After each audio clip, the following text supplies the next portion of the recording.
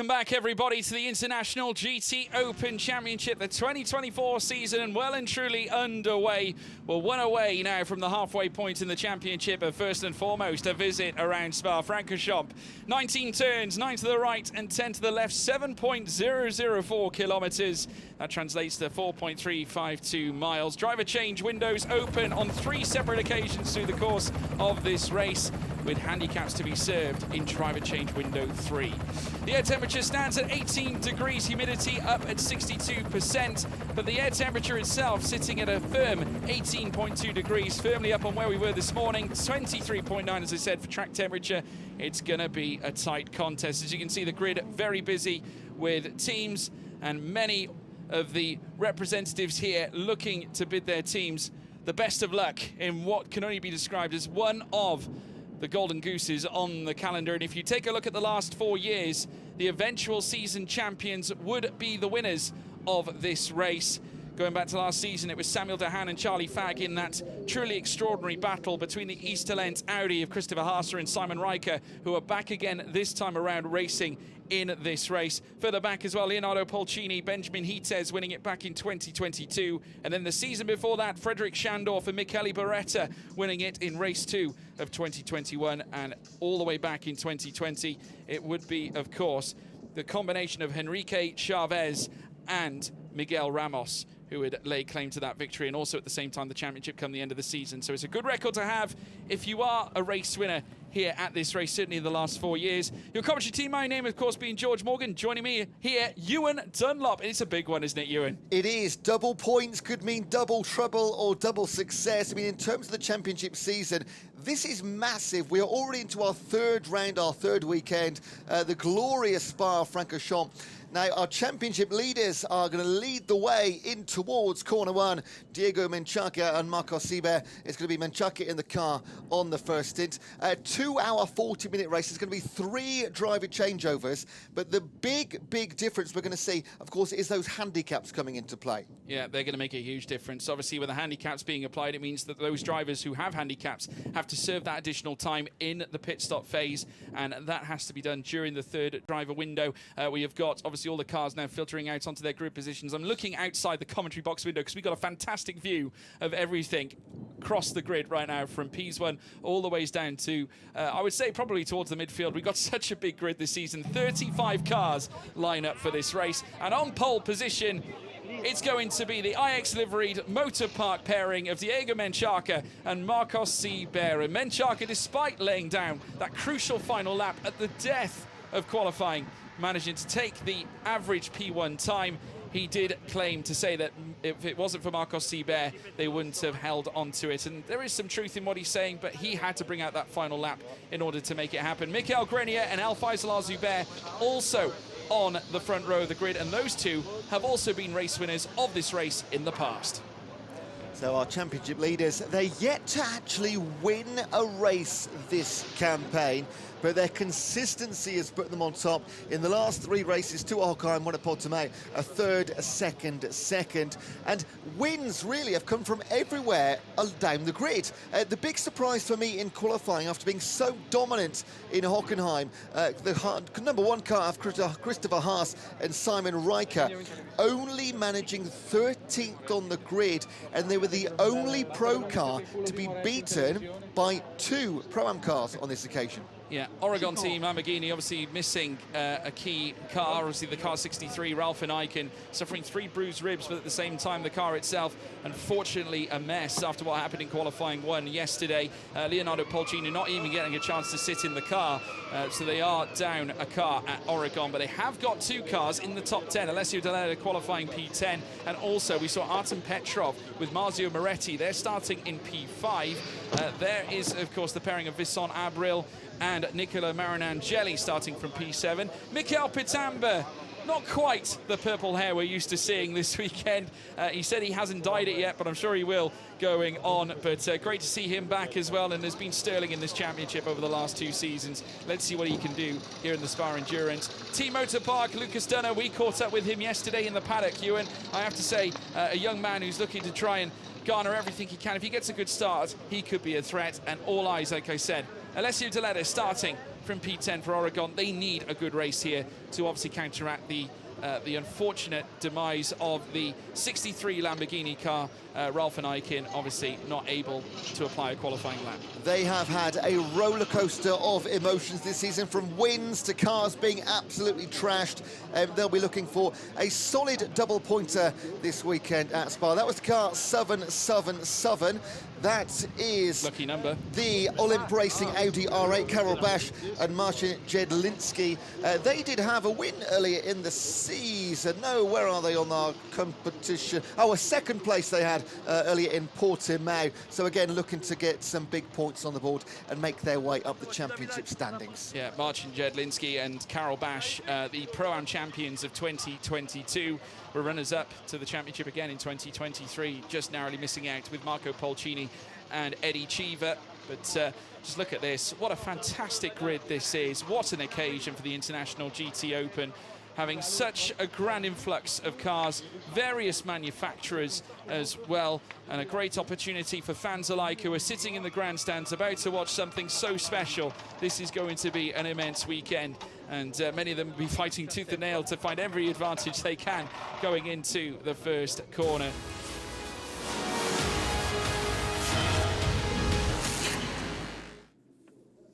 Let's go through some highlights, though, however, of what happened back at Hockenheimring, and it was the combination of Fabian Schiller and Anthony Bartone that got the jump at the very initial. But fast forward, it was then the Oregon team Lamborghini of Alessio De Leda and Jordan Pepper that were also fighting through. The 63 belonging to that of Leonardo Polcini, also looking to make some places along with Rolf and Eichen, and then an unfortunate spin for Anthony Bartone and Fabian Schiller would see them around. The number 10 Oregon Lamborghini that had faced hardship back at Portimao bounced back in the best way possible in race 1 at Hockenheim, taking victory in the first race. But then race 2 got underway. Easterlent Audi, who were also looking to try and lay claim to a victory this season, they started very strongly, also very busy with Diego Menchaca as well as Marcos Seibert making their way, fighting through towards the Parabolica curve. We then got back underway after safety car conditions. Easterlent Audi, Christopher Haase and Simon Riker bidding to become race winners for the first time this season. They did so emphatically, crossing the start-finish line in great style in the Audi R8 LMS to take well, what can only be described as a fantastic victory on home soil. And now this is how it looks in terms of the championship. A truly fantastic display so far from Diego Menchaca and Marcos Seibert. Mere consistency puts them at the top of the tree with 34 points. Mikael Pitama and Dominic Baumann, who have also been brilliant, scoring points in every race so far. Runners up so far, 6 points behind from the lead with Christopher Haase and Simon Riker. That result at Hockenheim so key and grants them P3 in the championship ahead of this weekend.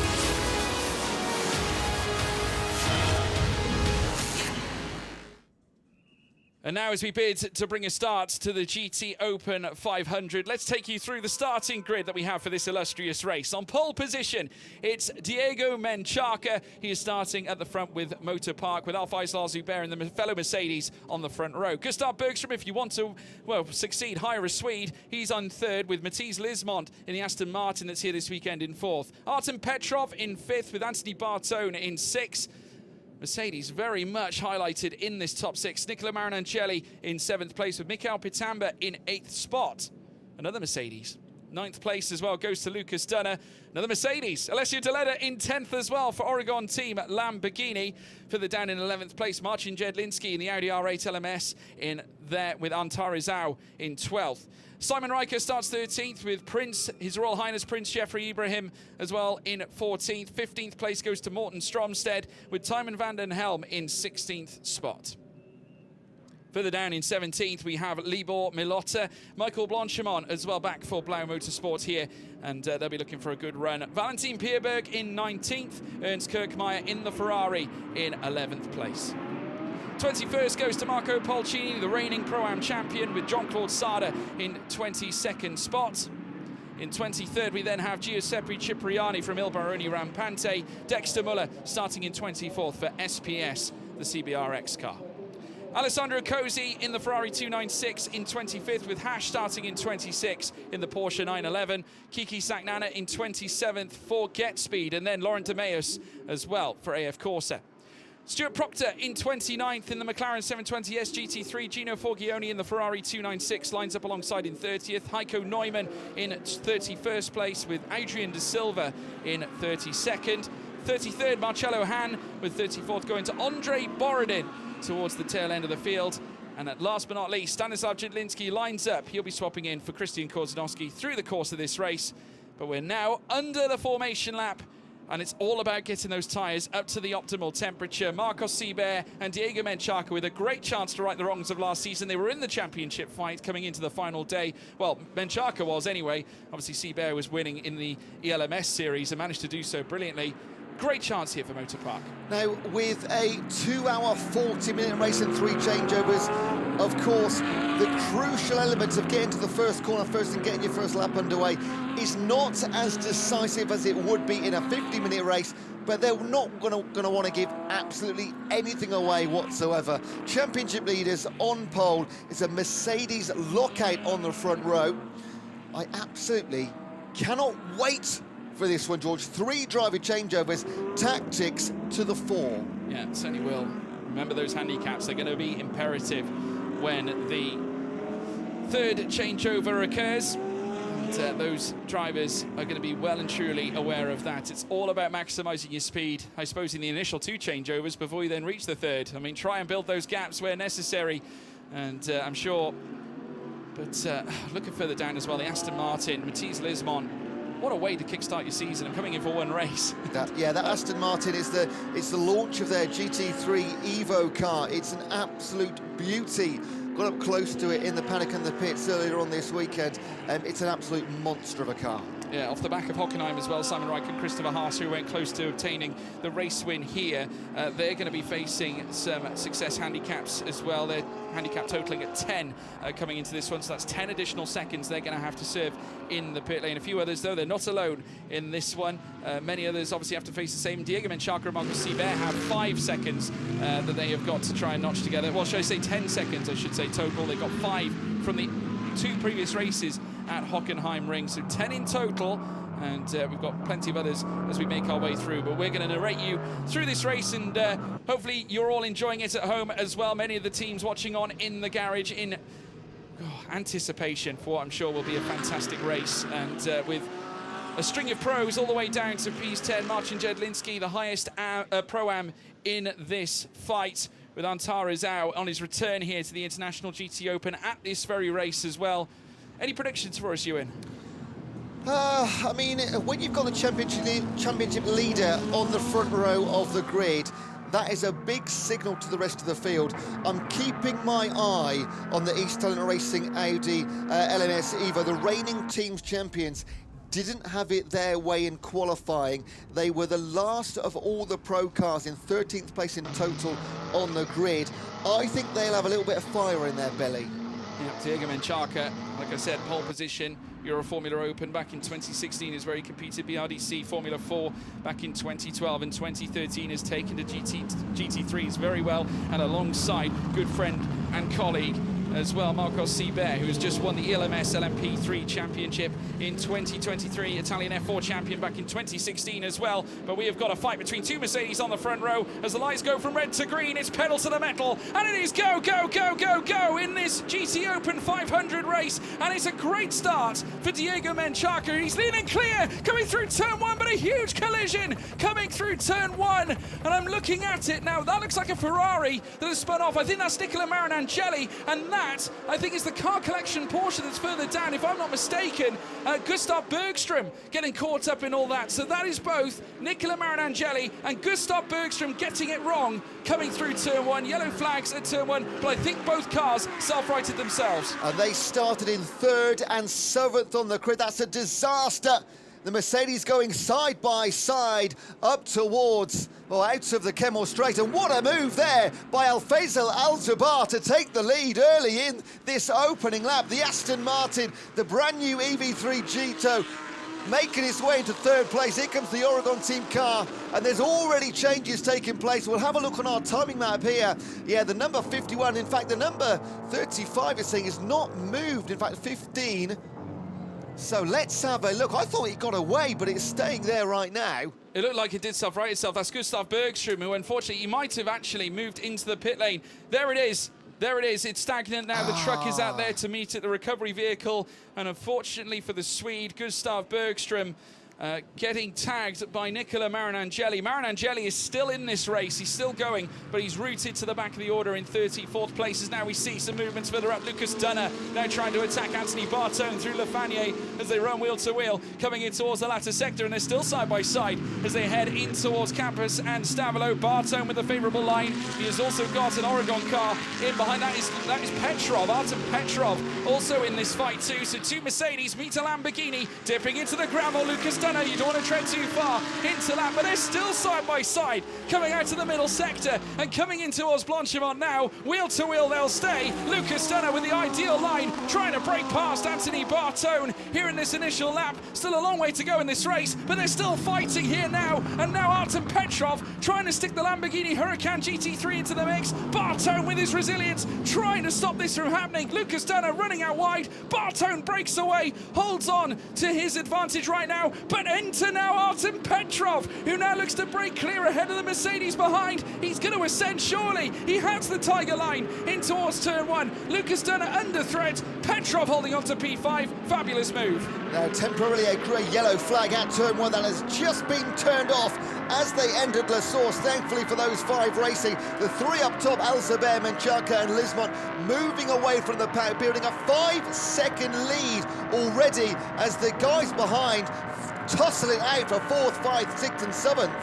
Yeah, Marcin Jedlinski as well, who's been roomed up upon this time by Simon Riker in the East Talent Audi. Looking again, certainly plenty of slipstream heading in towards Les Combes this time. Anthony Bartone doing enough to keep the Artem Petrov Oregon Lamborghini at bay, dropping back Lucas Dunner, who's now got another Oregon car. Look at this. Oh, Artem Petrov tried it, didn't he? Coming through Malmedy. Alessio Deleda getting past Jedlinski as well. Simon Riker still down in that 9th spot. Oh, no, he's not. He has actually ascended. He's got past Marcin Jedlinski. And now, by the looks of it as well, there are more cars filtering past, including the Porsche. And I believe that's Timon van den Helm, who's broken ahead of Jedlinski. We know how good the East Talent car is, and it's showing it in the opening lap, moving up from 13th to 8th on the course now. And here's our top three. They've broken away, haven't they? Look yeah, at that, 5.6. Matisse Lismont in that Aston Martin. Only here for one race in the Come To You racing car, but putting on a show for us. Speaking of a show, here comes Mikael Pitamba up the inside now of Stromstead. Morten Stromstead now reduced down to P12. Pitamba on the rise and now looks to try and close up on Marcin Jedlinski. Jedlinski still leading the Pro-Am category, so having a good race so far as they now hurtle through out of Campus and Stavlo through to Corbeil-Pourfray once again. Anthony Bartone still holding on to 4th. Artem Petrov haunting his rear wing, as is as well Lucas Dunner, who is going to look to try and move his Mercedes in behind that of Anthony Bartone's Mercedes as they creep through Blanchimont, fly through more like Petrov getting the run though, heading down in towards bus stop, wheel to wheel between the Huracan and the AMG GT3, but a great move there, but runs wide on the entrance through towards the apex, and Artem Petrov somehow, some way finding momentum to lead heading across the line, but now comes under distinct pressure from Lucas Dunner, who now looks to challenge them both now, heading down in towards turn one. Dunner and Bartone wheel to wheel. Can Dunner though find a move past the Oregon Lamborghini? It could yet be 3 wide, heading up through towards Eau Rouge and Radion. Petrov, what a move from the Oregon team car. He's got his teammate 3 cars behind as well. But Bartone and Dunner absolutely done on the start-finish straight. Great move into the bus stop chicane. Almost went too deep, but got it over the line in the end. Timon van den Helm taking the Pro-Am lead as well, and now looking to close up onto Simon Riker in front of him too. So we've still got plenty of battles unfolding. Lucas Dunner going defensive against Anthony Bartone, who is now down in 6th place and now looking to break away through. Drives through penalty for car 51. That's Nicola Marinangeli, I believe, and yes, he's going to have to take a drive-through penalty for causing a collision with Gustav Bergström, getting penalised after that big crash at the start. Well, day just got worse for car number 51, exactly what they didn't want, and then a kick in the teeth with the penalty drive. That's going to cost them at least 15, potentially 20 seconds to come through the pits. That is not quite race done for them, but my goodness, they have an uphill struggle. They certainly do. Gustav Bergström now 2 laps down and in the pits. There doesn't look like there's going to be a lot of movement from that car at all. If anything, I'd say that's a retirement at this stage. Simon Riker, who's still working hard, trying to keep Timon van den Helm at bay, who has another look down the inside. The Porsche very keen to get moving. Mikael Pitamba closing up to them as well. Marcin Jedlinski still second in the Pro-Am. Let's take a look at the start here, Ewan. Great start, great getaway from Diego Menchaca. Alphonse Zuber forced to defend Bergström up the inside. Let's take a look at Marin Angeli. He's down the inside here. You can just see it, but leaves it way too late, far too tight going into turn 1. There was no avenue, and unfortunately, Gustav Bergström, a mere bystander in all that. I was pretty impressed that coming through that blind turn, no other cars, because he got collected. A couple off the track. 3 of them, look at that. All of them taking that offset line.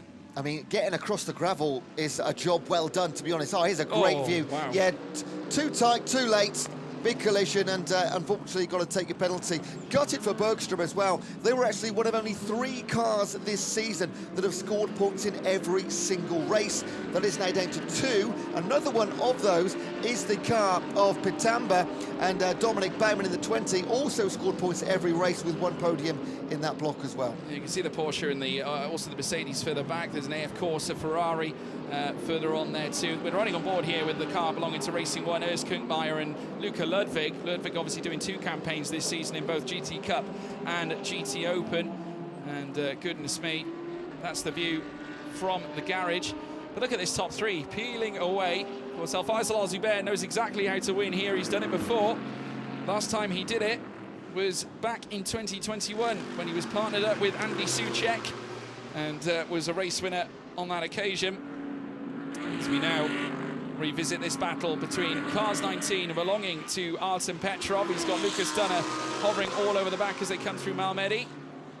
Down the hill towards Rivage this time. Great start so far from Dunner as well. Has really ascended, now started to close up on the back of Petrov and just giving him a few things to think about. So Marzio Moretti will be stepping in for Petrov when the driver change window comes around. Remember, we have 3 of them with the handicaps being served on the 3rd changeover. These top 3 cars now 10 seconds to the good. We're only less than 10 minutes into this race. And you know what? They can now work together as a breakaway. Yes, they'll want to be in the lead, but with 150 minutes to play with, they can just work together, take the slipstreams, and keep on moving ahead. Yeah, absolutely right. Now, we do have, of course, team managers for car treble 8. That is His Royal Highness Prince Jeffrey Ibrahim. The team manager has to report to race control immediately, so they obviously see something that they're not happy with. We'll have to wait and see what is decided. That was an incorrect starting procedure. Yeah, there we have it. Incorrect starting procedure. Thank you so much, Ewan. Eyes on board, eagle-eyed as ever, Mr. Dunlop. As we now watch them head through the middle sector, 150 minutes and 50 still to go. A long way to go in this race, that's for sure. Still out in front, it's Alphonse Zuber with Diego Menchaca.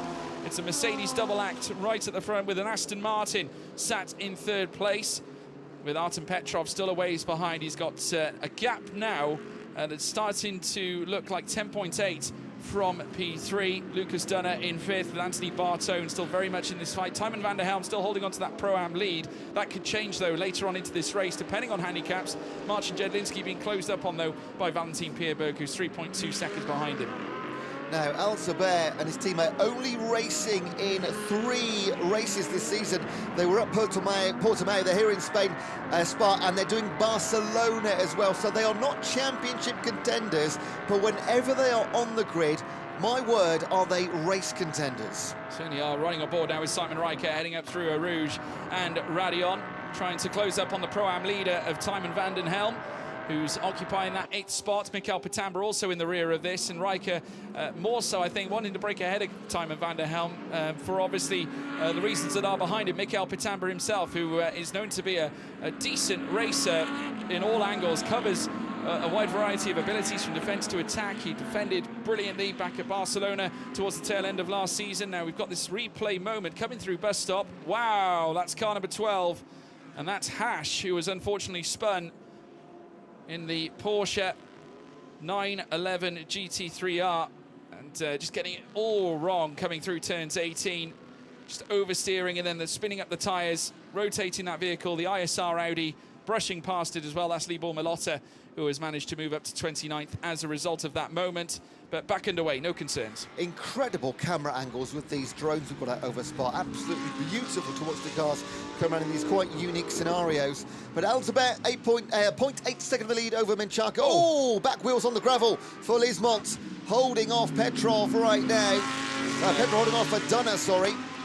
Petrov doing a sterling job to at least try and recover something, but obviously that momentum is going to have seeped away, and a great opportunity now for Lucas Dunner to perhaps spring the trap against the Oregon team Lamborghini Huracan GT3, but no swaps just yet. In fact, I would say that Petrov has done well to manage the pace so far and regain that momentum that he did lose coming through the middle sector, and now still holds on to that fourth spot coming in towards the bus stop chicane. But you can bet your bottom dollar that Dunner is going to continue applying that pressure. Now, remarkably, the car 19 of Petrov, they've only scored in one race this season. That was in Portimao with an 8th place finish. Failed to score in any other race. You wouldn't think that looking at their position right now. No, you wouldn't think so whatsoever. You can see the gaps are starting to formulate now. If you look between Petrov and Dunner, and then further back to Anthony Bartone, who's now 4.8 seconds behind them. We've got Mikael Pitamba with a move up the inside here, very late in the day against the East Lent Audi, heading through towards turn 1, and that was Simon Riker who was in jeopardy there. And Pitamba has not managed to get past just yet, but might have upset that Audi slightly on the escape coming out of La Source. They're going to run nose to tail up through towards Eau Rouge and Radion, the South African talent. Mikael Pitamba looking to put the squeeze on Riker and the East Lent Audi R8 LMS as they cruise up through towards the Kemmel Straight. He's right in the aero now. Of course, Bartone is coming under some attack as well, with obviously a chasing Oregon team Lamborghini closing in on him, heading through towards Lake Com. But no changes in that battle between the Audi and the Mercedes. But Mikael Pitamba showing that he's not here to mess around. Absolutely not. Great young driver. There was the big dive to the inside of La Source. He did get it done, but on the switchback, Simon Riker knows exactly what he's doing in that situation. Very intelligent effort in cruising back up the inside. The switchback paying off for Simon Riker, but the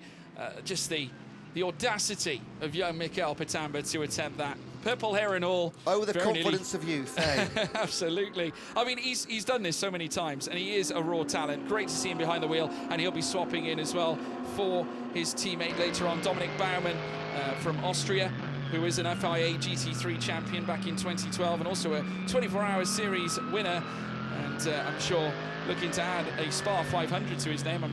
That'll go down very nicely indeed. Riding on board here with Kiki Satnana from Get Speed Performance. They're celebrating 10 years as a team this year, and still looking to enhance their result. They're second in the AM category right now, chasing after Giuseppe Cipriani. And I tell you what, we wouldn't count out Kiki right now, neither his teammate and team boss of Get Speed, Adam Osaka.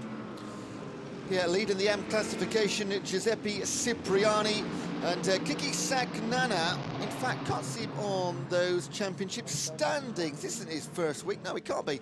But Cipriani leading there with 34 points coming into the weekend. He is yet to be outside of the top 2. Yeah, Timo van der Helm as well has just found himself in between both Pitamba and Riker here. So it looks like Riker's managed to jump Timo van der Helm for that 8th place. So that relegates the Porsche right in between the Mercedes and the Audi R8. And Pitamba's going to go for the move straight away. Through inside, he's going to make contact with Simon Riker. Wow, well there we have it, not quite as successful as the previous move. Certainly wasn't clean, and Timo van der Helm is now going to go up the inside, this time of Mikael Pitamba, as they now rush up through towards Eau Rouge and Radion. Who's bravest in this fight? Wheel to wheel now, heading up through these initial bends, but they're still going to scrub side by side, licking the paint off each other's cars. And look at this, Marcin Jedlicki also coming into this. That's a Pro-Am battle for the Pro-Am lead here in this stage. Pitamba with the upper hand, but look at Simon Riker's view. He is not going to be happy after what happened at turn 1. Marcin Jedlicki is going to get the pair of them. They're going to go wheel to wheel, but the Pro-Am leader, Marcin Jedlicki, off track, coming through Lake Com and through Malmedy. Pitamba will cruise on through, as will Timo van der Helm. Well, will there be repercussions for the move at La Source? It looked a tiny bit late, but it was a carbon copy almost, other than the connection with Simon Riker of the move he tried just 1 lap ago. Yeah, he tried it. It certainly wasn't necessarily as clean as it was before, making contact with Simon Riker. The question is that Audi okay? Car 20 must give the place back. That is, of course, Mikael Pitamba. He's got to give it back to car 7, which is Timo van der Helm. in that Porsche that's racing in the Pro-Am fight, which is a concern for Mikel Pitamba because they're not in the same race. So what he's got to do is give back a position, but not enough to let Simon Riker back in. This is the move from Pitamba. Down the inside, goes deep. Simon Riker squeezes them all the way. They do connect, not too badly, but Pitamba got the position, but it also let Timon van der Helm through him as well. It certainly did. Timon van der Helm then ran wheel to wheel with Mikel Pitamba, but remember, Mikel Pitamba on the run up through Eau Rouge and Radion had to cut off track. You'll see it now very shortly, I'm sure. This is the moment. Timon van der Helm up the inside. Pitamba ran wide, but benefited off the back of the run, heading up through towards Kemmel, and therefore that's the reason why surely he has to give the place back. And this is where they reached Les Combes. We saw Marcin Jedlinski taking the off-track routes as well, forfeiting a barrel load of places, and Timon van der Helm retook the Pro-Am lead off the back of it. You can't take your eyes off it, can you? Here's our back to our 4th and 5th place finishers. Oh, once again, side by side. My goodness, the Mercedes and the Lamborghini in towards La Source. Who goes where? Big swing outside from the number 10. It's Anthony He Bartone. gets it done on the outside as well. Yeah, Alessio Deledda behind the wheel of the Oregon Lamborghini Huracan GT3 and successfully brushes past Anthony Bartone as well. Eau Rouge and Radion to come. Of course, a scene, an area on track that Oregon Lamborghini haven't necessarily been too joyful with after what happened to Rolf van Eycken and Leonardo Polcini's 63 car. But this time around, it's successful for Alessio Deledda, who started P10 in this race. He's now up 3 places and has just brushed past. In fact, he's now up 4 places because he's moved up to P6. Now it's Mikel Pitamba. Surely he'll have to give place. We saw him indicating Timon van der Helm is going to take that place back as instructed by race control. So now we are as we are here at this point in the race with 142 minutes still to go. Yeah, Pitamba did that, give that place back perfectly. The one risk you run when you give him back a place is giving back too much as well. Simon Riker following closely behind, but being given the flashes by car number 6, so it's Valentin Pierberg. So he thinks he can get past the car number 1 East Talent Audi. Yeah, here's the number 10 Lamborghini now running wheel to wheel with Anthony Bartone. And despite Bartone's demands to hold on to the position, just could not quite achieve it heading up the hill. Of course, great to see this wheel to wheel, almost paint rubbing stuff here at Spa. As we now see the cars, we got another big fight happening further down the order as well. This is involving another Motorpark car behind the Il Baroni Rampante. That is, of course, our lead AM driver, Giuseppe Cipriani. Heiko Neumann battling for that AM lead. And at the same time, we've got more squabbling further back with Kiki Santana and His Royal Highness Prince Jeffrey Ibrahim as well, who's currently sat in 25th as they now fly through towards Pouhon. And I must say, Jeffrey Ibrahim getting a better run, I think, down the inside at Pouhon and running slightly wide there. Kiki Santana does leave him somewhat exposed in some way. We've got a further battle happening back as well with Dexter Muller and Gino Forgione, as well as they hurtle through towards Le Fanier.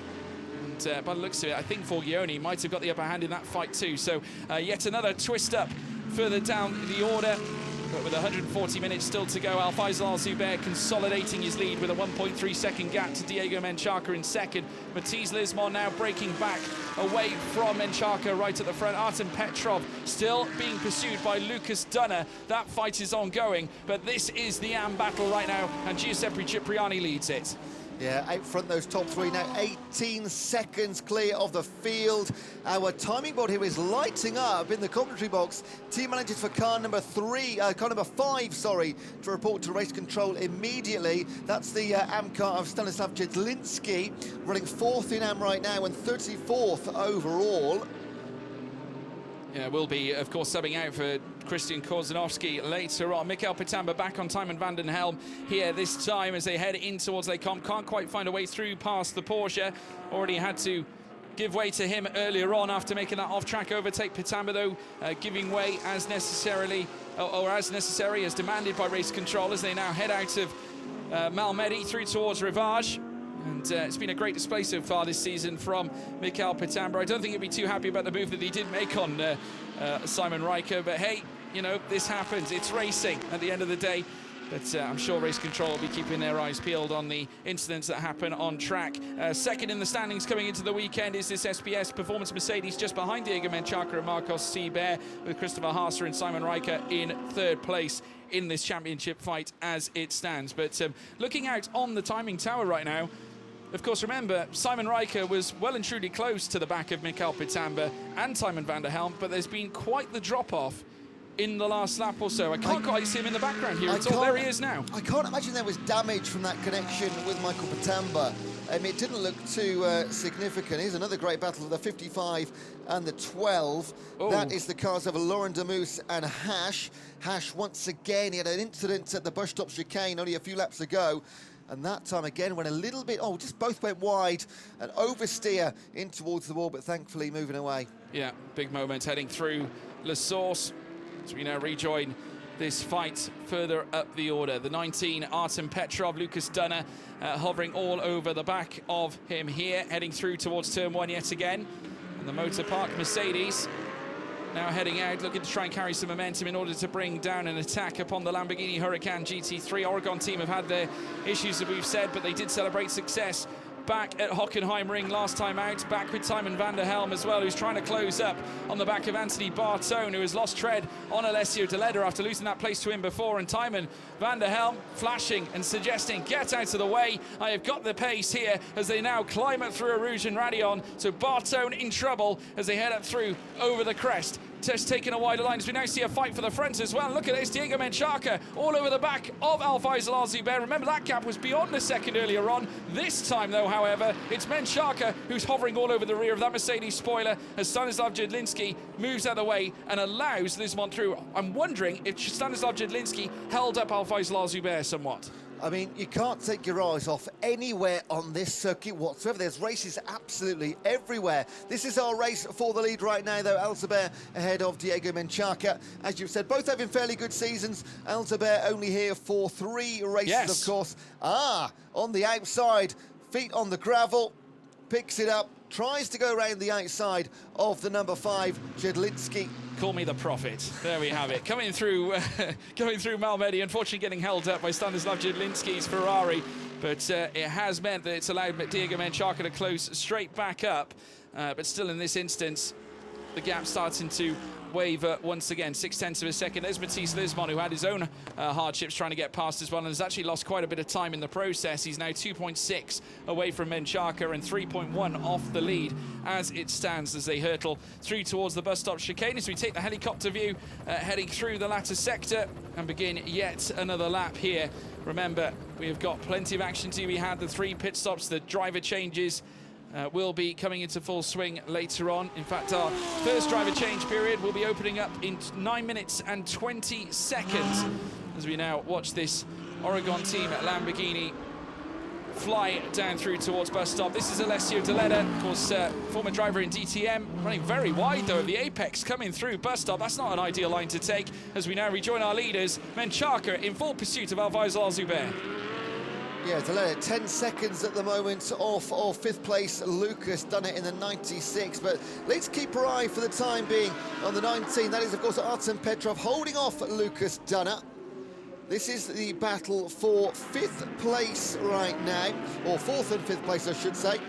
Oh, there's Patamba behind. He's got through. Patamba behind both Bartone as they go side by side up towards Eau Rouge and Radillion.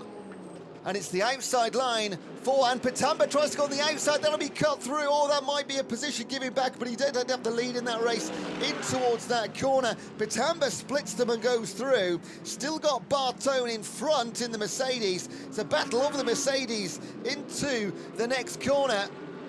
And Patamba on the inside, but not quite alongside. Also in there, Timon van der Helm. He is the leading Pro-Am driver right now, but he is the pro driver in that pairing, hence why he's fighting there in the pro classification as well. Yeah, roles reversed coming out of Eau Rouge and Radio. Remember, it was Mikael Patamba who would have had to give the place back after going off track. Timon van der Helm going off track in that equation, but Patamba going through. So this time, surely Patamba won't be asked to give that place back here on this occasion. Simon Riker, who we're now currently riding on board with, trying to close down to Timon van der Helm. This has allowed Riker to catch back up with Mikael Patamba. Remember, they had that big fight. They had that collision through towards turn 1. Well, this time, the battle for 7th place has been renewed, and they've got 2 other protagonists involved in this, including that of Timon van der Helm, who was part of that initial incident, but also they've got many other cards in this scrap. We've got Valentin Pierberg joining the tail end of it too as they fly through the Lafanier chicane. There is Marcin Jedlinski as well. Anthony Bartone trying to keep the flood of cars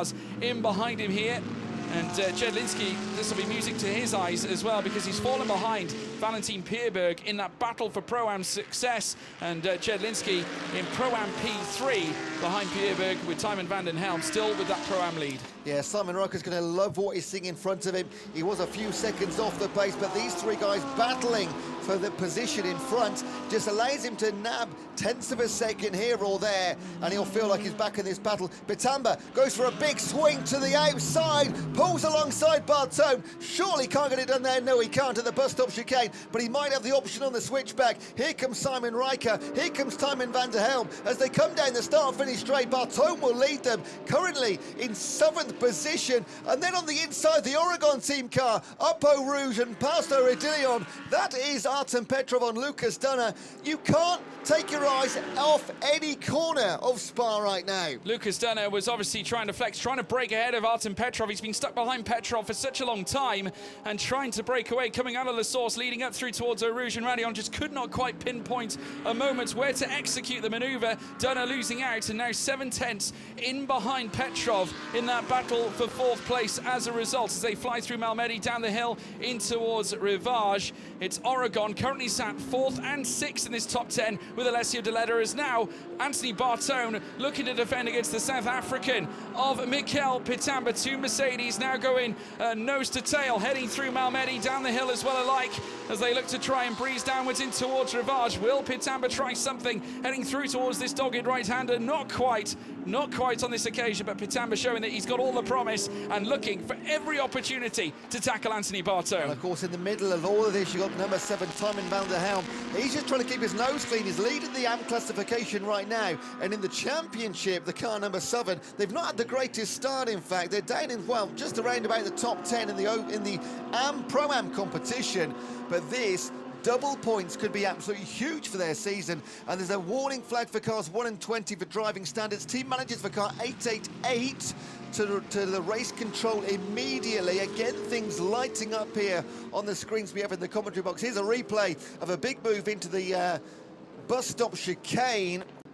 And this is a battle for further down the grid. Oh, the coming together of the 2 Ferraris, and neither of them looking to give any place whatsoever. Forgione and Laurent de Meus getting tied up, heading through bus stop, but alluding back to those, obviously to the warning about driving standards for both Mikel Pitamba and also Simon Riker.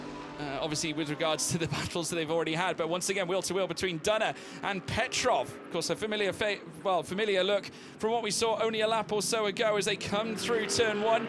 Yet again, Dunner getting the switch back, and hopefully in his eyes he'll get the momentum up through towards Eau Rouge, and has got a nose in front in the Mercedes. So the question is, has he got enough before they tackle Eau Rouge? Just look at that Lamborghini Huracan straight line speed. They make a little bit of faint contact coming through towards Eau Rouge, and Radion. Dunner doing so well to still remain out there, but the Oregon car getting so close to the Mercedes, but they've got a drag race heading up through towards Lecom. But at this point, Petrov getting enough down in the straights to hold on to his position in P4. And this is the fascinating thing, watching things like GT Open, the differences in cars and where they benefit on different parts of the track. We see it mainly with the Ferraris and the Porsches, but different areas and different sectors, different corners are going to be massive advantage or disadvantage depending on what you're driving. Of course, you sat in the car as well. But this is a brilliant battle between these two. And Pitamba gets through. We can see on the timing screen into the 7th place. He gets past Bartone. Eventually, he's been trying to do so for about 6 laps. Finally gets it done, the young South African. Yeah, it's done brilliantly to breeze past. Obviously, Anthony Bartone made it very difficult for him. At the same time, we're running on board with Simon Riker. The car collection Porsche as well in between him. Thymen van den Helm, who is obviously in that Pro-Am lead, also looking to move on up, is more concerned about creating that gap in behind to Valentin Pierberg, who sits in Pro-Am 2nd. He's now dropped off 1.8 away from Valentin, or should I say, 1.8 has dropped off for Marcin Jedlinski against Valentin Pierberg. Pierberg still in this fight and trying to close up on the back of the East Talent Audi as well. So it's all coming together. We've got the driver change period opening up in the next 2.5 minutes. So we'll see the cars come in for that change. And you can bet your bottom dollar that the likes of Simon Riker is going to come in and make use of Christopher Haase for this next stint, get him in the car and try and produce somewhat of an undercut. Absolutely, yeah. He is a platinum driver, Christopher Haase, 36-year-old German. Together, they are used to these long races. They're the winners in the 24 hours of Dubai earlier this year. So a great combination, we know that already, but also in the longer distance stuff. But yeah, he'll be one of the ones we imagine to dive in pretty quick. But of course, 3 driver changeovers. It's going to be an electric race for, again, 130 minutes of this still to go. I don't think we've taken a breath yet. Not quite. Marco Polcini and Eddie Cheever also looking to move up. They've got a little bit of work to do, however. But it's been a successful race for them so far. 15th place is now once again Artem Petrov and Lucas Dunner come together. It's the same position on the same portion of track every time between these two. Dunner again falling foul, heading through towards Eau Rouge and Rayon, but always seems to get a nice exit coming out of turn 1. But that Lamborghini looking so far better in terms of straight line speed. Yeah, absolutely. Massive gaps forming at the top 2. Alzabar now 2 seconds lead over Diego Menchaca. He has a 5.5 second lead over Matisse Lismont. Then it's 20 seconds back to Artem Petrov, Lucas Dunner and Alessio Deleda. So gaps forming, and with these penalties of 5, 10, 15, 20 seconds, these are the gaps those at the front want to build. Oh, we got a car off. That is the 56. So that's the 66 of Stuart Proctor, the Proctor pairing, Lewis and Stuart, father and son, Greystone GT, and that is a stagnant car right now, and where it's positioned currently is at the bus stop. So obviously that's going to be a little bit of a complex issue for the drivers to manage. Just wait and see what happens. This is a replay at bus stop, and coming together with the Blau Motorsport Ferrari. Oh, unfortunate there. The car number 16 belonging to Marcello Hahn, unfortunately coming together with it, and Stuart Proctor around heading through bus stop. But it's still green flag conditions right now. Anthony Bartone running very wide as well, inviting Tymon van der Helm through as well, following suit from Mikael Pitamba earlier on. And just look at the deficit between Pitamba and Bartone leading through to that overtake. 3 seconds developed, so Pitamba has the pace. Absolutely, yeah, he knew it as well. He tried for 3 laps to get past Bartone, eventually got it done, as has Tymon van der Helm. Simon Riker now will be absolutely itching to gain one more space. Driver changes on. Will he dive in at the very first time of asking? I'd firmly expect him to do so. Get Christopher Haase in the car, try and notch down some delta, try and build at least something. Pull off an undercut. I'd imagine also, I'm expecting Anthony Bartone to come in as well already. Artem Petrov's in, so Marzio Moretti will be stepping up. Lucas Dunner as well looking to swap out as well. So we got movements across the order here. Of course, Lucas Dunner, a former Euro Formula driver in his own right, and will be swapping out in place of his teammate Lorenzo Flusha, who is also a former Euro Formula driver, competed last season, this season in the championship as well, also a Formula Regional driver, steps in this time around to the GT Open side of Motor Park for the very first time this weekend. Great to see him here too, very fast driver. Jordan Pepper also stepping into the number 10 Oregon Team Lamborghini. Dominic Baumann exchanging in for Mikael Pitamba, so some very interesting jumps as well. Schiller is in the car, so is Christopher Haase. Carol Bash in the car as well in place of Marcin Jedlinski, and Thomas Eichen steps in. Eddie Cheever in for Marco Polcini, and enter Luca Ludwig as well. So it's all happening. A very busy pit lane at this moment in time, but still at the front, Al-Faisal Al-Zubair staying out. No sign of Michael Grenier or Marcos Seibert just yet. Yeah, the next 7 or 8 minutes is going to be absolute chaos, so you can almost ignore the timing screen on the left-hand side. As the driving changeover ends, then it will all filter back into position. Where it lands, nobody knows right now. In the AM competition, still Heiko Neumann leading the way ahead of Giuseppe Cipriani. Kiki Sagnana down in 3rd place, and Stanislav Jedlinski. However, Giuseppe Cipriani, the first of the AM cars to come in. Yeah. Spirit of Race Ferrari we just saw there as well, having that changeover, that being Eddie Cheever and Marco Polcini. Again, the pit lane, witnessing cars now heading out back onto the track. There's the East Talent Audi, the runner-up from last season's race, with Christopher Haase now at the wheel. We've got a replay here of a moment coming through towards turn 1. Oh, blimey, getting in deep. Oh, same place as where car 12 spun earlier on, and Kiki Sagnana getting caught up in it too, and he's going to be exchanging for Adam Osaka later on, but that's really unfortunate. Car number 12, of course, being driven by will be driven by Alex Fontana as they come into the pits to change drivers. But yes, not ideal at all. And this is the view that Dexter Muller had coming through turn 1. Yeah, that was Hash's, I think Hash's 3rd spin of the session, so he'll be keen to hand over to Alex Fontana in the pits right now. That is the 77, Michael Grenier going in for Faisal Al-Zubair. race leader coming into box. So Alfaisal Zubair, after the opening stint, he's done what he needed to do. He broke ahead clear of Diego Menchaca. Menchaca has stayed out, so Michael Grenier in the pits to go through the driver change process. A Greystone GT McLaren 720S as well in the pits. That's Ollie Webb, who's going to be stepping in for Andre Borodin as we now watch them now make their driver changes happen. Matisse Lismont stays out on track. He's on track second right now. Now, in terms of where the changes have occurred, I'm trying to see who is the highest of them all. Heiko Neumann, currently sat in 6th. Libor Milot has moved up. Marzio Moretti, currently as it stands, I think, currently sat P8, has already witnessed his driver change period. So as by my reckoning, aside from Michael Grenier, who's still in the pits, Moretti has a great chance of taking the lead here. Well, let's wait and see what happens. You can see on the left-hand side who's had their stops and who hasn't. Still for Menchaca and Lismont, now our top 2 leaders. In fact, Grenier on his outlap just only falling down to 5th place right now after a stop, and the top 4 cars yet to do so. Great move up the inside from the car number 55. That is Laurent Demues.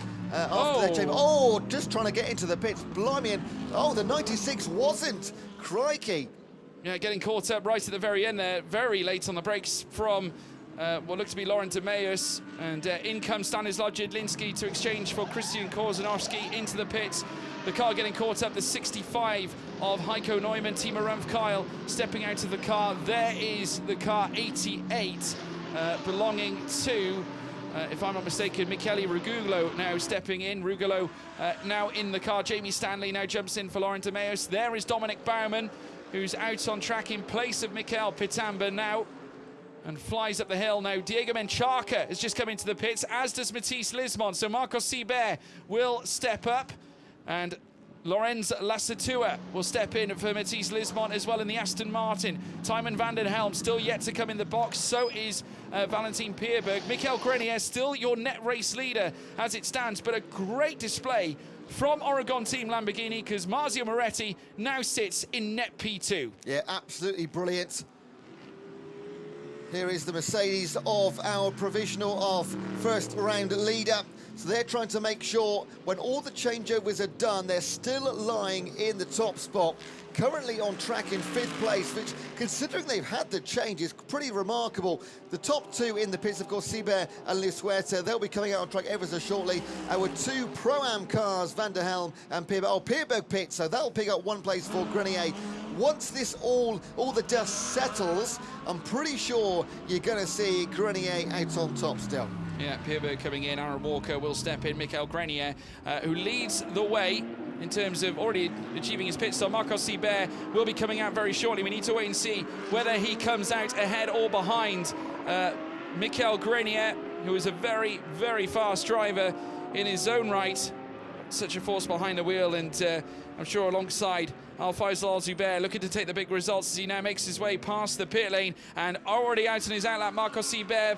The question is, though, is it enough? Is he clear? I think he is. Marcos Sibert, as far as I can see, net leader of this race now. There he is. No, he's not. He's in behind. In accordance, Michael Grenier has taken the lead back. Marcos Sibert coming up through a Rouge and Radion. The timing line comes up further up at the top of the straight. There is Lassatua as well in the Aston Martin, and there's our race leader, net race leader, Michael Grenier, because Tymon van der Helm still yet to come in the pits. So we have no change whatsoever in the top 3. As expected, the gaps were fairly significant, and then from 4th place onwards, it was initially 15 seconds to the best of the rest.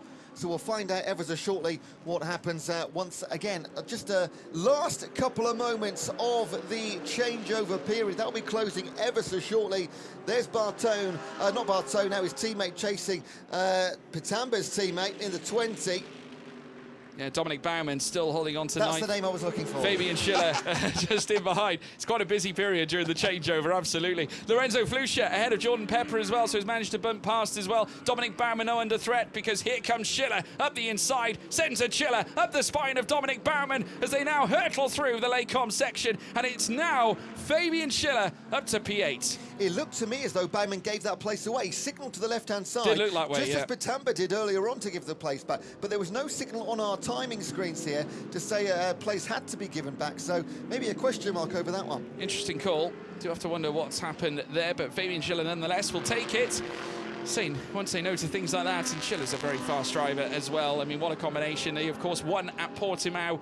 Anthony Bartone was absolutely delighted. Comes from a sensational drift star family. Of course, they're very, very competent when it comes to drifting, and he's now since moved across into GT3 competition and has taken to it exceptionally well as raced in GT World Challenge America last year, American GT4 in 2022. Renowned drift stars across the Bartone family, as now we witness a nice little scrap happening and brewing further up the order as well. We've got the Pro-Am Mercedes of the 888 machine making its way through with Jordan Love at the wheel. Of course, remember, raced with Frank Bird back 2 years ago here at this very track, also in a Mercedes alike as well, but brushing past the 65 and now heading down in towards Rivage. And at this point in time, Timo Rumpf reduced down to 20th place. Jordan Pepper has just set the fastest lap of the race at 2:19.1, absolutely smashing it. Just prior to that, Fabian Schiller did exactly the same. I'm just watching the time of Christopher Haas here as well, purple in sector 1. Oh! He is going to be flying.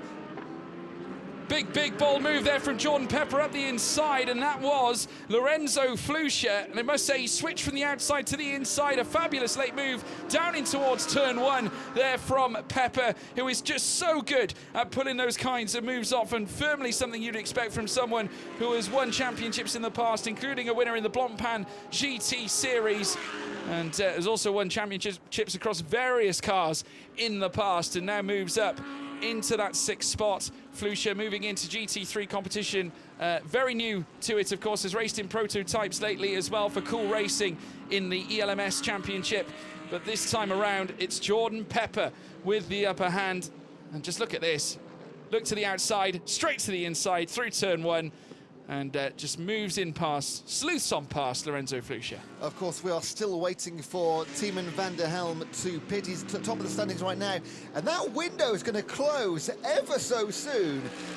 On our screens here, where is he near to the pits right now? He's going to have to dive in very, very late indeed, which will make Michael Grenier, of course, your leader, Marco Seibert and Lorenz Lasueta your top 3, but he's not got much time left. He's got Canadian Bashar Mardini coming in to replace him, Tiemann van der Helm, so it's a very useful driver to have at your disposal. Down the inside comes now the SPS Performance machine as well. That's the CBRX car of Yannick Mettler, who has just breezed on by past the Porsche right in front of him here, the car collection Porsche, as they head up the hill. That's, of course, the 7 of Tiemann van der Helm. So I'm wondering whether there might be an issue with our timing loop or something like that. I'm not quite sure whether it's just a lap car of Yannick Mettler just brushing past him, heading up the hill. But, of course, still awaiting that changeover to happen in accordance to our timing screen, as now we see some battles happening further down with car number 12 belonging to Alex Fontana, trying to brush shoulders with Michele Rugolo.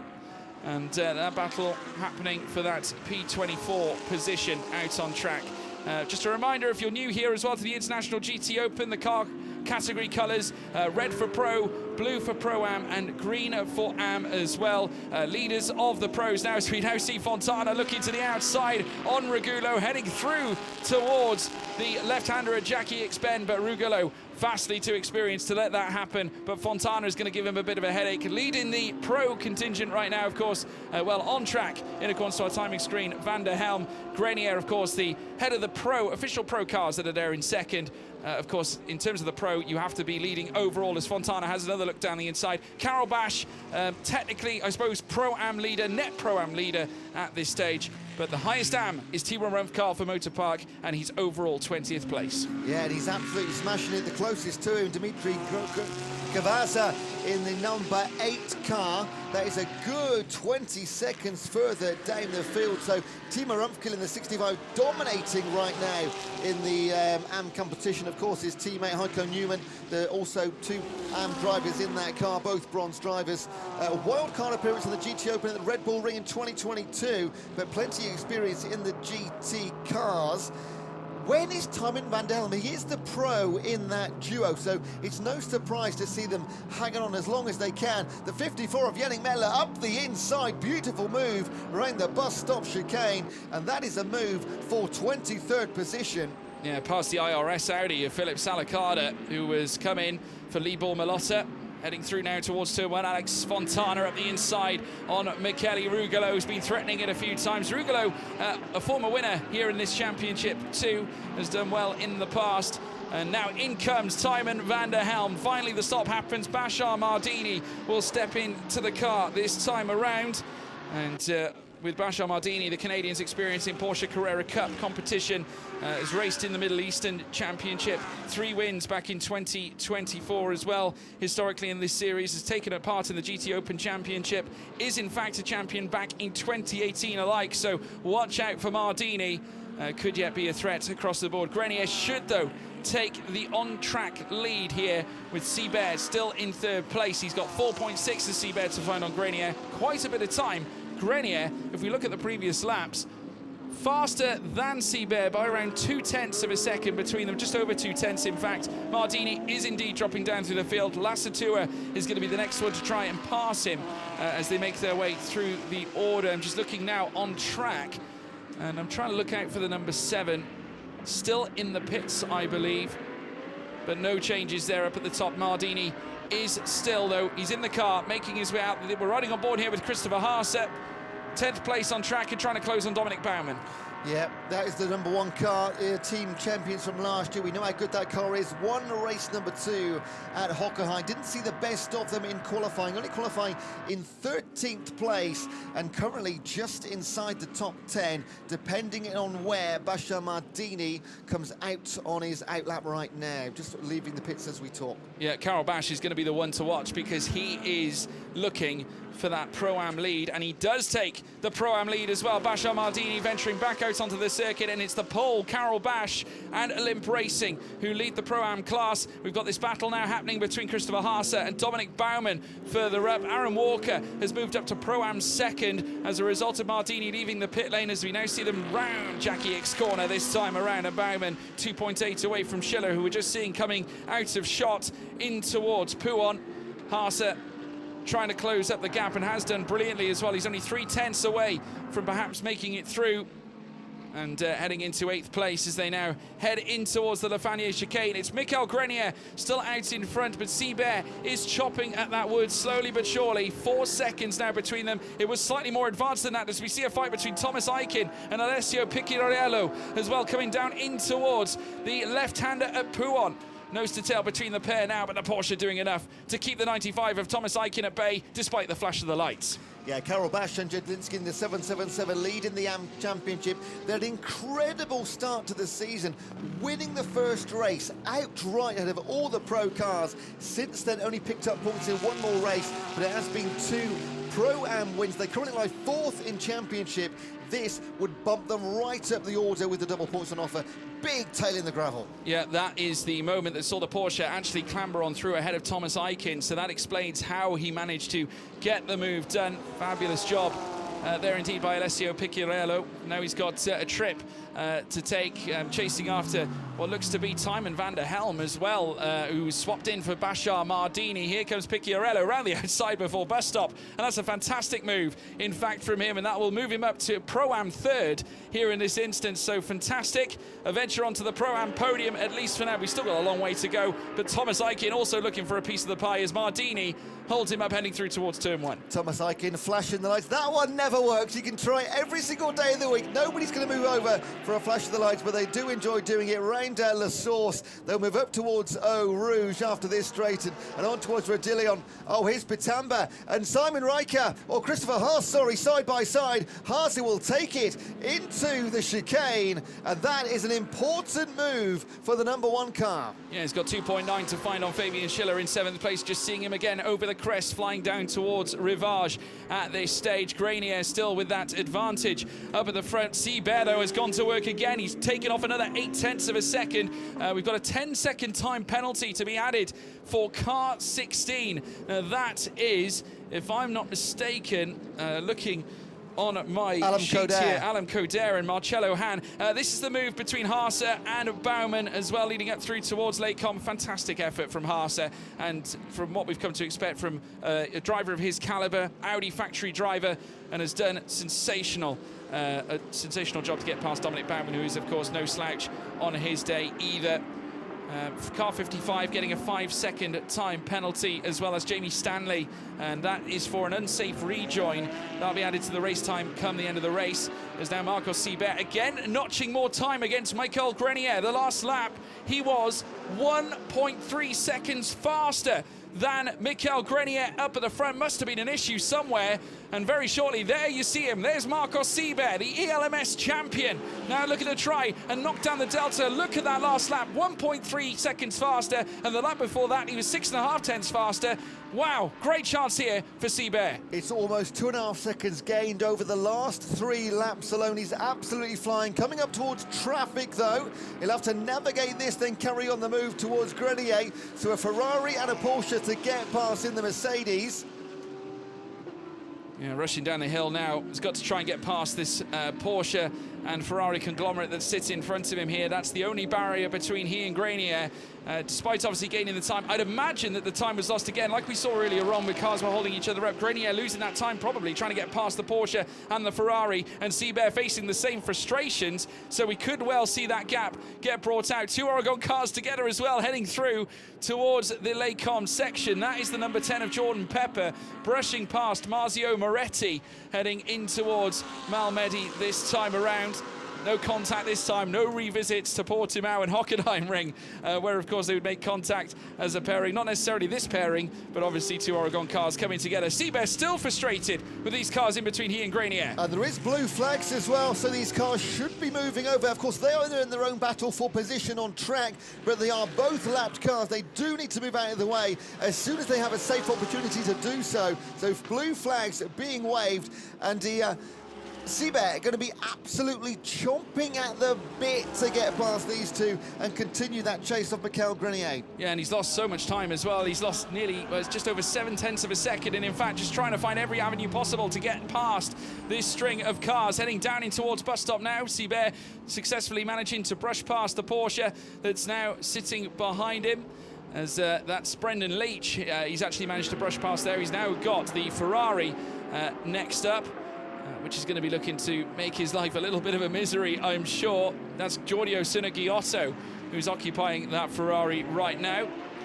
So Seibert's time, the time that he would have gained, obviously, while Grenier was trying to get past these two cars, he's now see it dissipate in a matter of moments. It's now out to 3.7 seconds. The Ferrari will have the straight line speed up as well, up past Eau Rouge and up onto La Course. It will be over the second and third sectors where Seibert will have the better opportunity to make a move. But here's a mess in front as well, my goodness. And the flashing of the lights from our leader, Michael Grenier. He's got even more traffic in the Ferrari. Gets past it on the inside to La Source. So that's another car for Seibert to overtake, to even begin his chase of the race lead. Yeah, and Grenier a little bit fortunate that he's coming across these cars at these particular points on track. So Jamie Stanley allowing, obviously, Grenier through, as he should, as well, coming through Rivage this time. Carol Bash very much in control of this Pro-Am situation right now. Aaron Walker sits in 11th place, but 6.3 away from Bash. Picciarello then 3.9 in behind those, but this... Yellow flag at turn 1, that's why. Me. That's Lorenzo Flux out. He's gone off into the gravel. He'll make his way back onto the circuit, but he looks to be in a little bit of limp mode. That doesn't look fantastic. Maybe trying to shake away some gravel. Be careful of the rejoin there as well, Lorenzo. Yeah, Flucia losing out to Fabian Schiller as a result, and I think also there was another Motorpark car that was just flashing him just to warn him that obviously he was coming. Schiller now moving up. This is the replay of the moment, heading on to the opening or the start of the lap, and just getting it wrong coming in towards Lake Com. Just locked up the brakes, I think, or something, and just heading through towards the outside, having to take the off-road escape. We saw Schiller in the background just darting on out of turn 1, but a major moment there as we now see the ISR Audi. This is the Philip Salacada, if I'm not mistaken, who is behind the wheel of this one, coming through, and that is the Greystone GT belonging to the combination of the Scottish pairing, That's representing Greystone GT here, the number 66 of Stuart Proctor and Lewis Proctor. Lewis now behind the wheel, obviously after Stuart Proctor's initial stint, and has taken part in the GT Open now in 2 consecutive years, including last season, has done GT World Challenge back in 2022 and British GT in 2022 as well. But nonetheless, is going to look to try and build some momentum. Seabear still facing some issues with Cerny Giotto out in front, and that gap between Seabear and the leader now at 4.4. Yeah, disaster this. Of course, it's a long race, over an hour and 40 minutes still to go, but you don't want to lose seconds unintentionally. There was blue flags in front because this is not a race for position. This is a lapped car. Is this the opportunity? Heading up towards La Source. He's got another Ferrari. If he can get past this one, goes for the inside line alongside, eventually gets the move done, and he can crack on to the next one. Yeah, he had to wait a while before he could get that one, certainly get that one through. Grenier, though, if it's any consolation to Seabear, is that Grenier very shortly is going to be closing up to the back of Philip Salakada any minute now. He's already got past Jamie Stanley. He's got Salakada and Alan Coder to deal with after that. So it's not a foregone conclusion just yet. It could yet still work into the hands of Marco Seabear, but first and foremost needs to get past Jamie Stanley himself as well, heading down in towards Pouhon and fighting furiously to try and close this gap straight back up, because he's well and truly aware obviously of what's at stake. There is Diego Menchaca, his teammate who did the first stint here in the race. And here's Seabear coming through towards the Le Fanier chicane this time around. Truly is a chess game here at this point in this GT Open 500 race. Yeah, Lorenzo Fluta, in fact, lost 40 seconds on that trip around the outside. Again, an unforced error at La Source as well, and that has dropped him right down the timing order. Can Seabear get past the Ferrari in front? It's dripping away time to the leader at every single turn. We've got the next driver change window opening up in 15.5 minutes. So still quite some time for Seabear to work his magic. Has a look down the inside. Can't quite find a way through past the Jamie Stanley Ferrari, but running wide there. Now that is the 96. Is that Flusha's car? Flusa, yeah. Coming off wide at turn 1 earlier on, maybe having some problems. It did look like he was a bit slow re-entering the track, as now blue flags come into effect. Marcos Seabear getting the run in towards turn 1. Jamie Stanley fighting that position though, around the outside, not content with giving the place, and has actually retained it as well. Seabear is not going to like that, and there's a little wave from Seabear from the cockpit. Not content with this situation right now. And now he's going to go for a daring move potentially up Eau Rouge and Rodillion. Not quite this time, up towards La Source, and there goes the 75. Philip Salakada. Oh, blimey, what a shame. Double points, double trouble if you can't finish the race. There's the Lorenzo Fluzes car. It was a massive lock-up into La Source. Here's another chance for Seabear to get past. The Ferrari says no again.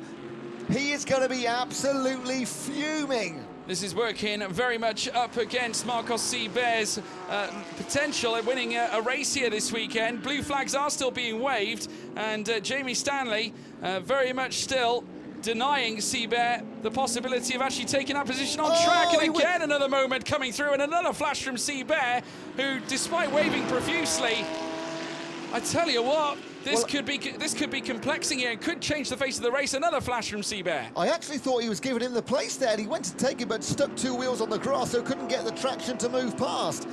I thought that was the opportunity, and now the Ferrari's gone, do you know what, if you're not going to take over, I'm going to carry on racing. Oh, and again, defending to the inside through Le Fanier. I mean, truly incredible as we now watch Seabear take up a lot of the grass. I get the feeling that this is a frustrated Marcos Seabear right now. The odd mistake, the dip into the gravel, it's starting to show, and it's really started to really seep away. And in terms of the delta, it's 5.7 between Seabear and Mikel Grenier right now, and it's just gone out to 6.9. It continues to drag out. Well, Seabear is looking left, right, backwards and forwards for any opportunity, continually flashing the lights.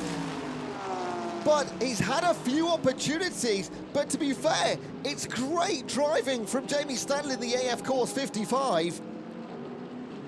Yeah, I mean, at this point, Seabear's going to be very, very frustrated now, and the time only shows signs of actually increasing as we now watch what was the Timon van der Helm Porsche. Of course, this was battling earlier on for the Pro-Am lead. Bashar Mardini at the wheel. Once again, Marcos Seibert trying to close up to the back of Jamie Stanley. Stanley, though, still denying him, and he's being dragged into this fight with yet another lapped car, the lap car that he got before, and you can see yet another wave here from Marcos Seibert. Get out of the way, he's saying, as they come up through Arouge and Radion. He gets the run heading out to turn one. Jamie Stanley denying him that fact as they now head up through towards the Kemmel Straight. Here they come now up the hill.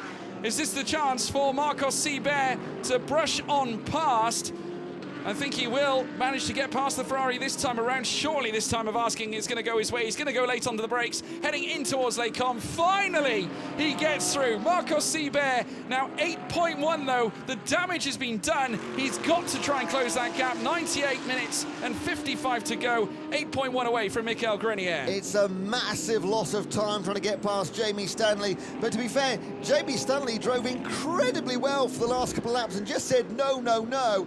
As Seibert went past, there was a look to the left-hand side. I think there was another hand signal. It wasn't a wave this time, but he is away now. And look at the gap. The flashing the lights has been justified, because as soon as he's in front, he's already pulled out about half a second. Yeah. Message from race control as well. Car 55 must respect blue flags. That's the message that's come out as well. Incidentally, it looks like that Jamie Stanley is forfeited to, I think, Brendan Leach as well, further back in the Porsche. So there we are, also losing an on-track place as a coming through. So maybe a miscommunication or something through the course of this. But as we're now watching this battle unfold, we've also got Fabian Schiller now only a second away from Marzio Moretti in the Oregon team Lamborghini. This is a battle for on-track 5th place as they head down in towards Pouhon now. Seibert already going to work on the deficit now. If we look at the previous lap that they actually went on around, just in that last lap alone, being stuck behind Jamie Stanley, he lost, well, he registered a 2:24.103. Grenier did a 2:21.710. There's at least 3 seconds in there that he lost in that lap alone. And in clean air, he can go 2:19.9. So that's what he needs to do right now. He's pulled it back from around about a second or so just in this short period. In the Pro-Am competition, you can see Carol Bash in the 777 leading that way by 6 seconds. Walker and Piccarello, the second and third in the Pro, having a great battle, just half a second between them. But in front of us right now, the number 9 of Bartone and Schiller, all over the back of the Oregon Lamborghini. This is a race for 4th and 6th place into the bus stop chicane and onto the start-finish straight. Will there be an opportunity? The Lambo, would you think, have faster straight line speed? And Schiller not closing the gap close enough to have a dive into La Source on this occasion. No, there's Schiller, and I must say, getting closer and closer. Remember, it was a second before. Here is a little replay. Oh, that's Grenier. Wow. That was it is our race leader right now, and he's cut the bus stop chicane somewhat, and also dealing with some of this lap traffic. So you do wonder whether now he started to face the same concerns. He's got the Blau Motorsport car. Now, that is the car that is driven by Alan Coder, and they've also got Timo Rumpf in behind, who's leading the AM category. Now, surely there's going to be no concerns for Marcos Seibert in getting past Timo Rumpf, because they are both motor park cars. You would expect Timo is going to do the team favours, you would have thought. You thought he'd be okay there. Now 7 seconds is the difference. Flashing lights from Grenier on the Blau Motorsport car. Here they come then. Oh, here's another nice battle once again. We're back to the Oregon team 19. That's Moretti in front of Pepper. Oh, Schiller, Fabian Schiller up the inside, coming through Rivage. Very nearly got it done. Just ate up some of that grass. Very similar to what we saw Marcos Seibert do not too long ago. And the flashing lights once again. Yeah. So the Mercedes of Schiller all over the tail of the Lambo of Moretti. And they'll swing round. This is the battle for 5th and 6th position. And again, big gaps forming throughout the track, down to 6.7 now. Seibert to Grenier, so he's making up small margins of gains. Bit of debris on the track there, but off the racing line. Absolutely right. Coming out now of the Campus and Stavolo section. Schiller might get a run here on Moretti. We all know how brilliant Fabian Schiller truly is, true talent. A Blancpain GT Series Sprint Cup 2017 champion. On top of that, a Renault Sport champion back in 2016 and 17 to boot as well. And now chasing yet further grandeur, this time in the GT Open Spa 500 as they head down in towards bus stop. Schiller had to try and negate the move because, of course, Marzio Moretti going defensive as you'd expect as they come out of turn 19, and now the rush down towards turn 1 begins. The Lamborghini Huracan GT3 still edging it, and Schiller with a flash of the lights, sending a warning message to the Lambo in front. Here I come, move out my way, on the inside, can't get it done, and too much for the switchback as well. So the Oregon will lead up towards Eau Rouge. There's a great overtaking point just as you come towards La Source as well. Timo Rumpkiel, the AM leader, his team manages to report to race control immediately. Didn't see what happened there. Oh, tries to look at the outside, but has the position covered. Moretti will continue to lead towards La Source. And Schiller just not with the straight line power to pull alongside. Might have a look around the outside. This will be a brave move. No, cuts back in, just misses the back end of Moretti. A slight graze coming through out of Lake Como. You just see barely the front end of that Mercedes, but a brilliant run coming through Malmedy from Fabian Schiller, who's going to hang around the outside through Rivard to make contact. Oh, goodness me, Marzio Moretti. Unfortunately, just leaving it a bit too late. Maybe a little bit of understeer creeping in as well as he makes contact with the Mercedes AMG GT3. And Fabian Schiller, as a consequence, loses that momentum. Here it is again. Under brake it. No, I think he just came in too hot. Yeah, definitely. Yeah, absolutely. Racing incident, it was coming though. They're battling so hard, these two, and they've shared some paintwork. What a great race for fourth and fifth on track, fifth and sixth on track. The Lambo against the Mercedes, and in front they're going to come against a little bit of traffic as well. The incident has been noted, just to say, between cars 9 and 19 by race control, so we'll wait and see what they decide to do with that one. So stay tight, everybody. We have got team managers for car 65. Now that is Timo Rumpkiel. I mean, he is, of course, the boss of the Motor Park team, but his team have been asked to send their manager to race control immediately as well. That was a message sent out earlier on, in fact. So there we are. We'll find out what happens there, I'm sure, later on. That was, in fact, just a few minutes ago. Fabian Schiller still haunting the back of Marzio Moretti. Picciarello now moves ahead of Walker for the Pro-Am second at this point in the race. 92 minutes still to go as they cruise down through towards turn 1. Another flash of the lights there. Fabian Schiller, in his absolute frustration at not managing to get past the Oregon car, is going to look to try again on the outset of La Source, and you would not bet against him in this fight. So the big, long, straight up Eau Rouge for Dillon, and then up to La Source is a good 10 seconds worth of pedal to the metal. He's a bit further back this time, though, than he was on the penultimate lap. Maybe just holding back, and he go for the slingshot around the outside, up towards La Source. And this is the opportunity, get in the slipstream. Will he go left? Will he go right? He goes to the outside. It's going to be the long way round if he can make it. He's not going to be alongside. Once again, they go so close. Millimeters between them, all over the tail. Gives him a nudge behind. Get out the way. He says no, around the outside swinger. Can't get it done. Flashes the lights, once again goes wide. This is where they touched last time. And here comes Simon Reichel. Christopher Haas taking advantage of this battle. Maybe he can get into 5th place from 7th. Yeah, fantastic efforts from Fabian Schiller, but a great defensive effort as well from Marzio Moretti, who's still trying to hold on to this P5, but all eyes on Christopher Haas, who has a look at the inside as well, through towards Pouon. Can't quite find the venture. Schiller defended the place, and these two experienced drivers who know exactly what it takes to craft out a brilliant result. They're being bottled up here by Marzio Moretti, and look at Dominic Baumann coming into the fight now too. We've got a huge overall scrap for this P5 place as they peel through the Lafanier chicane through towards Campus and Stavolo. I tell you what, it's all kicking off, and we've got the driver change window coming in 3 minutes and 15. Let's not take our eyes off this battle for 5th right now. Moretti has been holding strong for the last 10 minutes over Schiller, and Christopher Haase has joined the group chat, and Dominic Baumann, as you say, just in the back there in the purple and the white, he can smell blood too. Certainly can, coming through the Blanchimont section.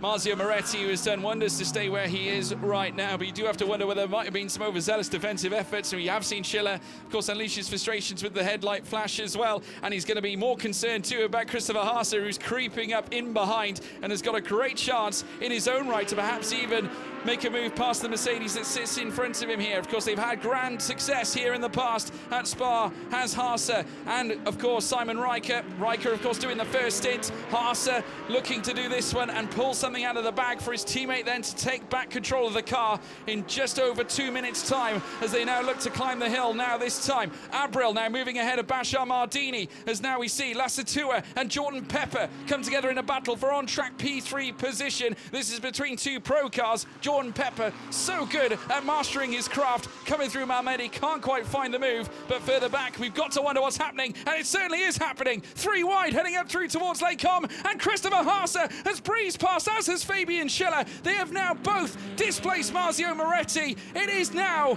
at this point, Fabian Schiller, who's in P5, and Haase breathing down his neck. 2 experienced drivers manacled together here at Spa-Francorchamps. And Dominic Baumann behind them. He's still got a better past Schiller as well. Haase and Moretti. Well, it's all happening further down the order. We'll get back to Lassueta and Pepper in a second as well. The 2 Oregons both in their own individual fights.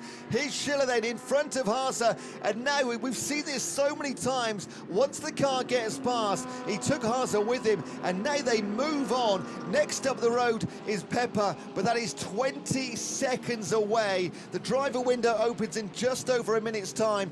What will the tactics be this time now? Surely Haase stays in that car for as long as possible. I'd imagine he will take as long as he can, as will Fabian Schiller, no doubt at all. Michael Grenier, I can see going the distance too for at least quite some time. Marco Sibert, there might not be that many changes in amongst the top end. Lassatua might come in, we'll have to wait and see. Haase though, breezing through this next right-hander. Dominic Baumann now jumps ahead of Marzio Moretti as well, so that's the Dominic Baumann Mercedes further back. Just see it in the distance, the white and purple once again displaying incredible pace and trying to close up to the back of Christopher Haase, heading down through towards the bus stop. 87 minutes and 20 to go, and we're 20 seconds away also from the driver changeover period, so they can't change this lap. It'll have to be the next one. It will start at the next, but we've got about an 8-minute window, and it will be right to the very end of that. As we saw in the earlier stages, Timo van der Helm waiting to the very last seconds to dive in the Pro-Am category. That is exactly what we can expect from the likes of Christopher Haase this time round. Lassueta and Pepper battling on track for 3rd position as they head up the Kemmel Straight towards La Source. So often today, this has been an opportunity for an overtake if you are brave enough. Does Pepper do that? Move to the outside, move to the in. Neither going to work on this occasion. Yeah, Marzio Moretti has come into the box as well, and now the driver changeover has happened for them. They've got Artem Petrov stepping into the car. Might be the case that they just backed off slightly, just looking to put Petrov in. I think based on the first stint, maybe the faster driver out of the pair, so let's wait and see. Could be a tactical ploy there by the Oregon team. We have still got Jordan Pepper, though, fighting for that P3. This is the change. Now, as you can see, Petrov steps in. Out of the car comes Marzio Moretti. A tyre change on offer as well as they lower the jacks, and very shortly Petrov will rejoin the circuit. But the battle for P3 rumbles onwards. The Aston Martin, in its maiden appearance this season, holding on to 3rd place. Jordan Pepper, though, is going to keep persevering, and you can bet your bottom dollar he's going to do a large majority of the stint. They are incredible machines, both of them. It's great to see that Aston Martin debuting here at Spa this week. And there's the number 51. That is the car of the Spirit of Race, Marin Gelli and Vincent Abril, Ferrari 296, dipping in early to the pit stops. There is the number 7. That is the Car Collection Motorsport, Mardini and van der Helm.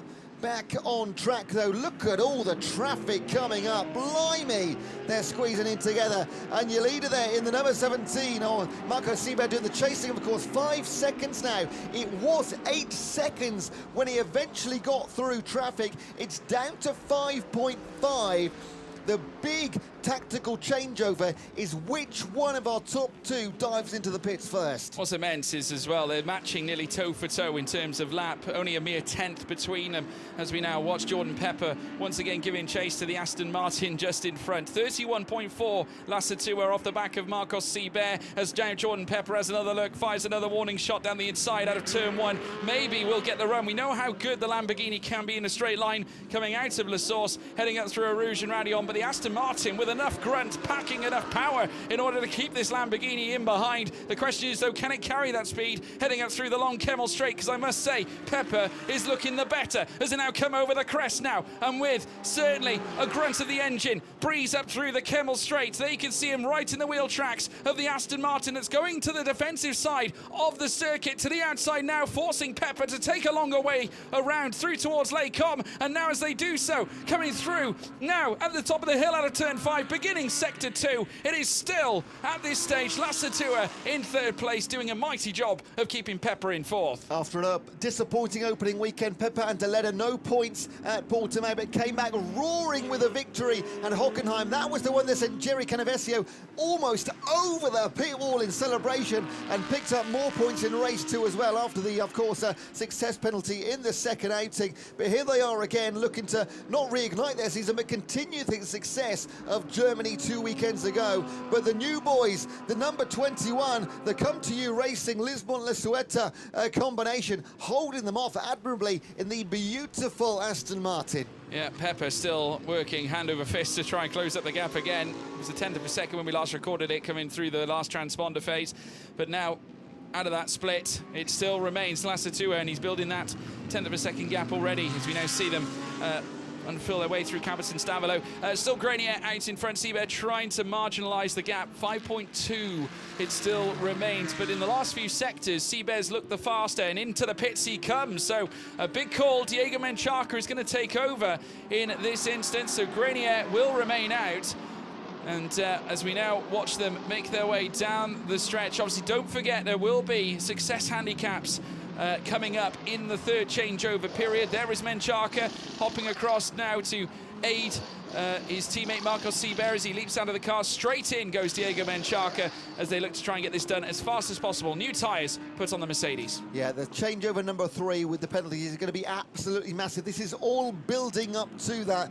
There are our leaders, the 77 Almanar Racing sponsor vehicle, and Grenier in there right now. How long does he stay out now? Is this a cheeky move from Seibert and Menchaca to get the undercut on the changeover? The two Mercedes leading the way. La Ceuta and Pepper in the Aston Martin, and the Lamborghini still racing neck and neck for third and fourth on grid right now. But it's the Aston Martin that continues to lead the way. They are so finely matched, aren't they? Not giving an inch away at any turn up to La Source. Not on this occasion, and you just can't see a big enough opening for him to get big slide from the 786. That's the Get Speed, Kiki Saknana and Adamo Seika Amcar, and that is bonnet up. Have a look under there, and that doesn't look that it's going to be moving anytime soon. I'd like to say that Adamo Seika showing the drift star Kiki Saknana, his teammate, his own drift skills heading through the best of chicane, but that's not the way to do it. Adamo Seika unfortunately making contact with the wall, and the boot, or certainly the hood of the front of the car coming undone. And that's a shame for him. Obviously looking to proceed upwards in the AM category. Yellow flag still raised in turn 17. The change window still very much in force. The car's still stagnant there in accordance to the track map, so we will keep you posted, folks at home, as to what the situation is as we continue through the course of the race. But still, it's Lassetua. He's now at a second, obviously due to the fact that we saw the driver change come in for Diego Menchaca. Now we've got a sea of cars coming in, including Michael Grenier, I believe, and he's stuck right in between Yannick Mettler and also I think that's the number 12 Porsche in behind too. So Grenier will step out of the car. In will come Al-Faisal Al-Zubair. So now the change in full swing and in full process. So now it's all on Diego Menchaca to try and extract as much as he can in these laps, because it's what you do whilst your opponent is in the pits that matters. They got up to around about a 5-second deficit. Menchaca in the car now. This will be fascinating to see what Al-Zubair can say. So the Black Motorsport having a little bit of trouble there getting it away. Coder and Hahn does get it eventually, maybe just a slipped gear potentially. The Lasweta comes in, the 21, the Aston Martin, which Pepper just whizzed past our window and we didn't see the green in front, so that's the reason why.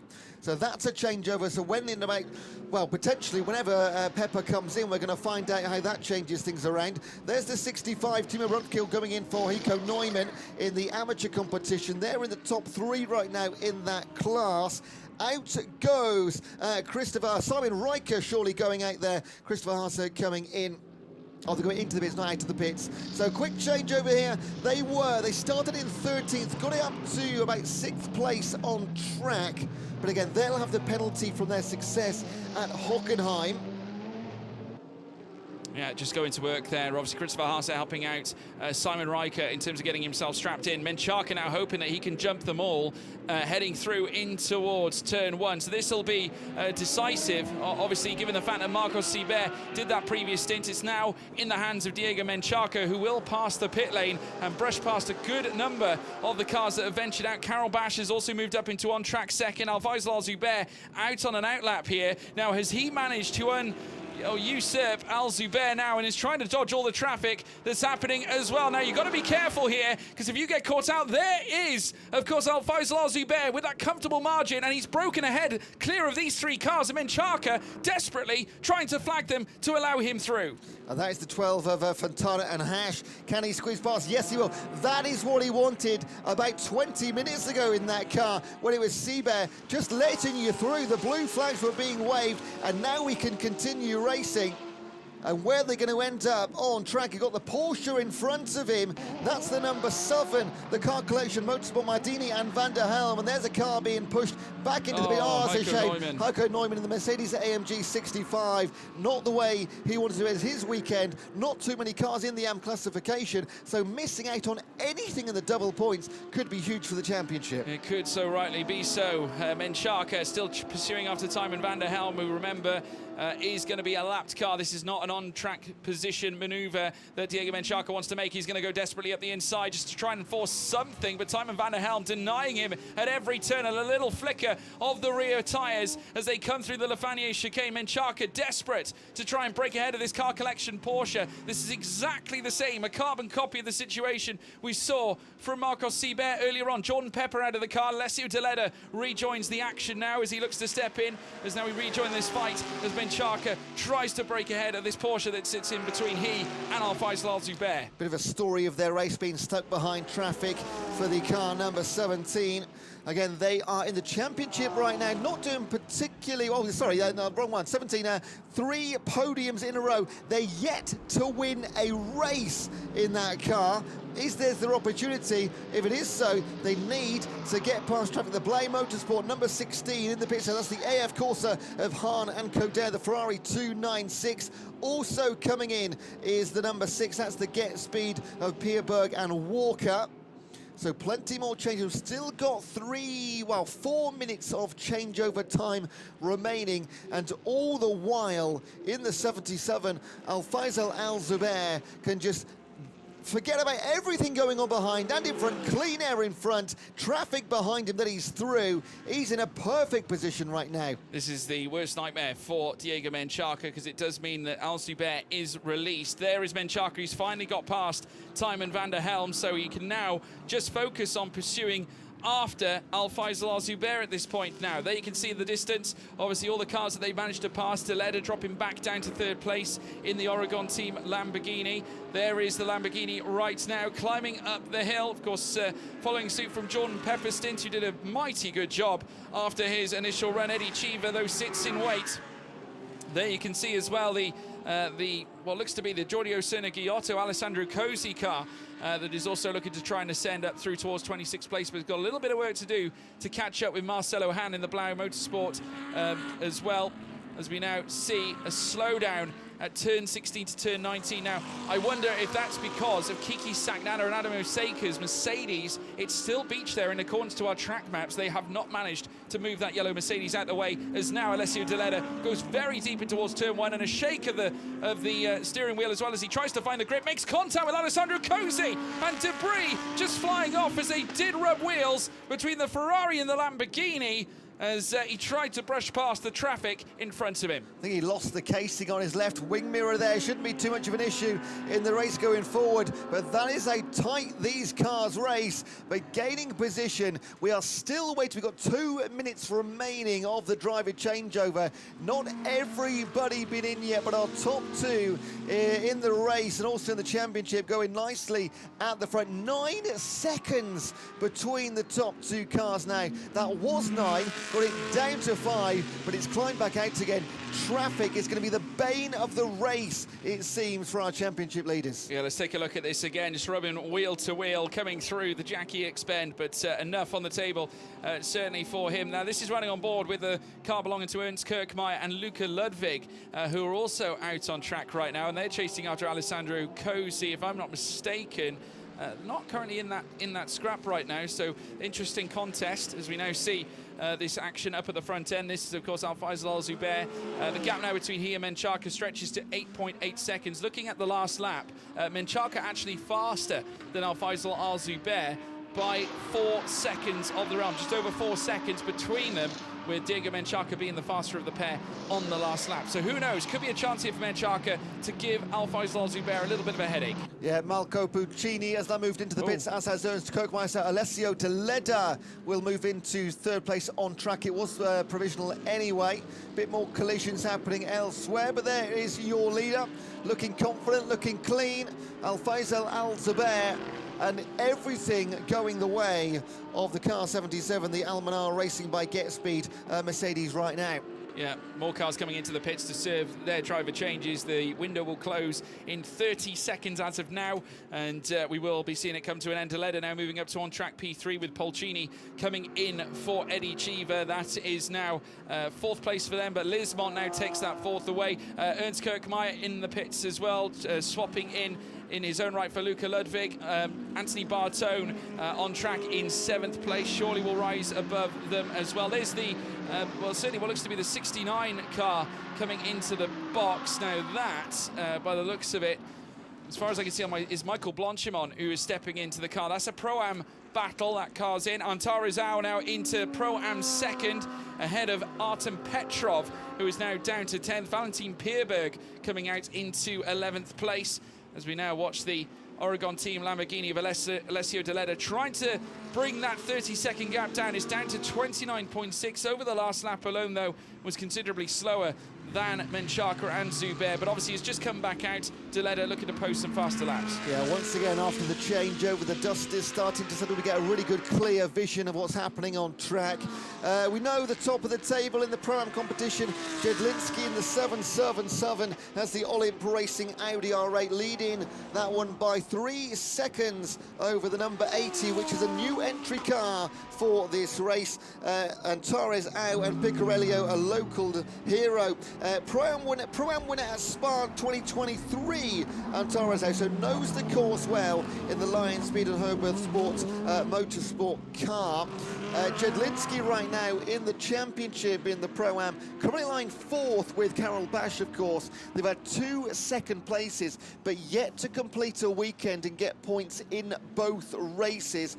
Massive opportunity for them here in the double pointer at Spa. Oh, big debris being picked up and flicked away at the back of the bus stop chicane as we watch the Aston Martin come in, the number 21. It was, of course, Lismont is Lismont now ahead of La Sueta, his teammates in the second stint of the race. On board with the number 27, Polcini and Chiva, Spirit of Race Ferrari.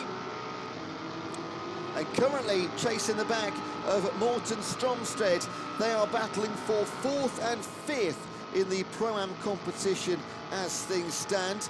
All changes are done, changeover is closed. Yellow flags at 16, 17, 18. That is still for the stranded car we saw earlier, the 786, the Get Speed of Kiki Saknana. However, that is a heavily braking corner, not a high-speed corner. So no need as things stand, so determined by our stewards and marshals to get that car off track. Not too dangerous position. Really unfortunate for them in their season. Safety car deployed, George. Yep, safety car now deployed. It was on standby. Now this is for why? This is the number 5 Oh, goodness me. And that is Stanislav Jedlinski, who was having issues earlier on. He has now managed to spin the car into the side road. So the yellow flags are now out. The safety car has been deployed, which is perfect for Diego Menchaca to reduce that 10-second gap. This changes everything. Very rarely will you go 2 hours and 40 minutes without a safety car, but look at those gaps. Top left of your timing screen, 9 seconds your leader, Alzaberg back to Menchaca. This is a dream for them. Even more so for Pepe and Deleda in the Oregon car number 10. They had a 36-second gap to build. Well, they've just been handed it on a plate. They have, and obviously Menchaca with a great opportunity. Remember, he's had his hampers with other cars in behind, and it's now been reduced. The gap has been pulled out, of course, and now, obviously, given the fact that we are in this position, this makes the handicap situation all the more vital when the third stop comes around in around 22 minutes and 20 seconds. There is Al Zubair right now. He's not going to be happy with his current situation, but obviously, race control deem it necessary to release the safety car. There is a stranded car out on track, so no question as to why they've made this decision. Menchaca in second place, Alessio Deleda out there in third, and especially considering where the car is parked as well, it's a very fast section of circuit.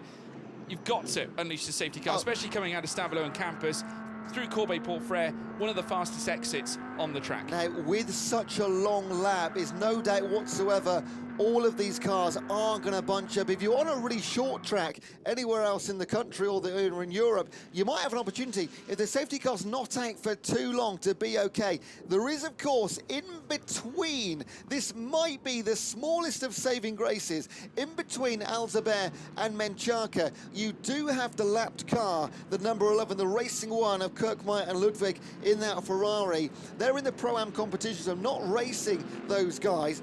But that could potentially be a little glimmer of light if Alzaber, once the restart gets underway, and he can be held off Menchaca by the number 11, that might be an opportunity just to build the smallest of gaps. It's Ernst Kirkmeyer in that car.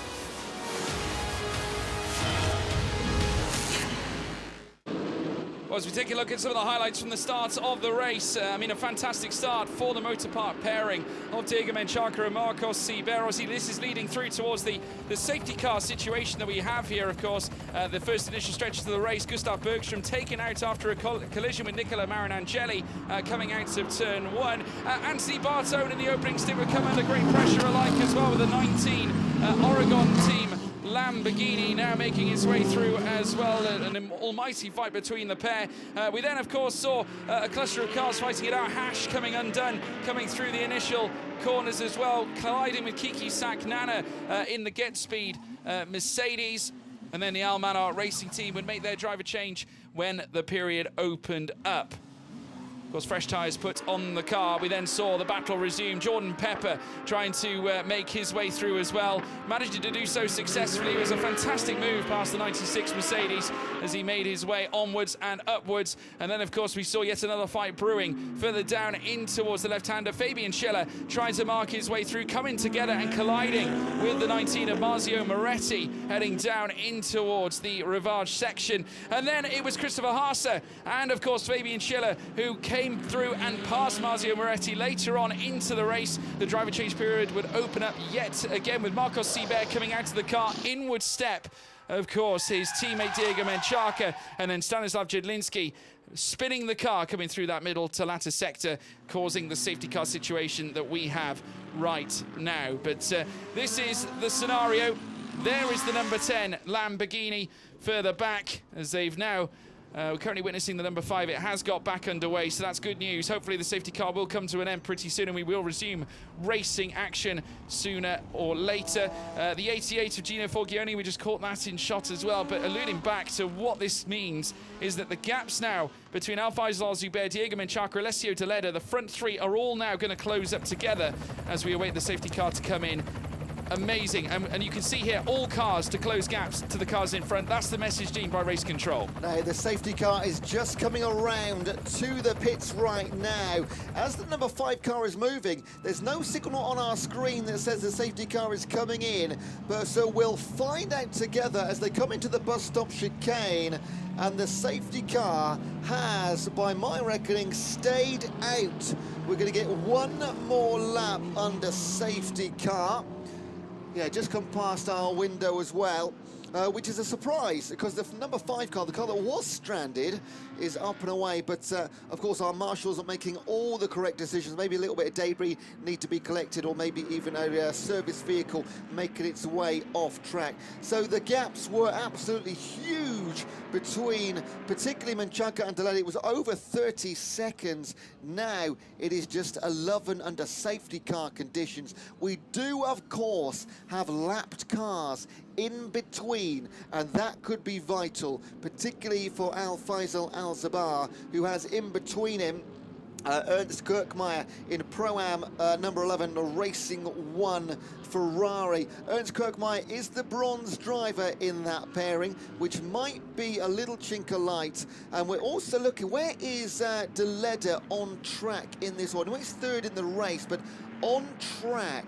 Has he got any lapped cars in between him and Diego Menchaca? We'll find out as we have a little flick towards the front in just a second. So we've got a few more minutes under safety car conditions. A 7-kilometre track here, of course, at Spa-Francorchamps, which under the best conditions, lap time, the fastest lap right now is a 2:19 1.4. That was set by the Oregon car number 10, De Leder and Pepper, during their chasing stints earlier on board with the number 11. He could be very, very important in this race right now, Ernst Kirkmeyer, if he can hold off Menchaca and let Al Zabar get away. Of course, he's racing his own race, got every right to do whatever he wants right now, but Al Zabar will be hoping he can do him a little bit of a favour. Okay, so the track, let's listen in here. Down now, but there is no debris on line, so the only corner... Some advice being given between drivers, so watching out for debris, but not on the racing line, so we understand. So all cars, pivotal at this point that they keep their tyres obviously heated up, but on-track conditions right now, 27 degrees. When we started the race, track temperatures were 20, so it's risen by almost a third over that period. Air temperature outside, pretty nice and balmy, 19.7 degrees here at Spa. Not a drop of rain in the air right now. We are expecting some around about 4:30, 5 o'clock. Local time right now is only 1:10 so we're looking absolutely fine for weather conditions. And safety car, will it be coming in? We've got a little bit of a well, 2/3 of the way around sector 2 right now, so plenty of time still under safety car conditions. Jedlinski leads the Pro-Am classification, the car 777. They are currently in the championship 4th place, he and Carol Bash.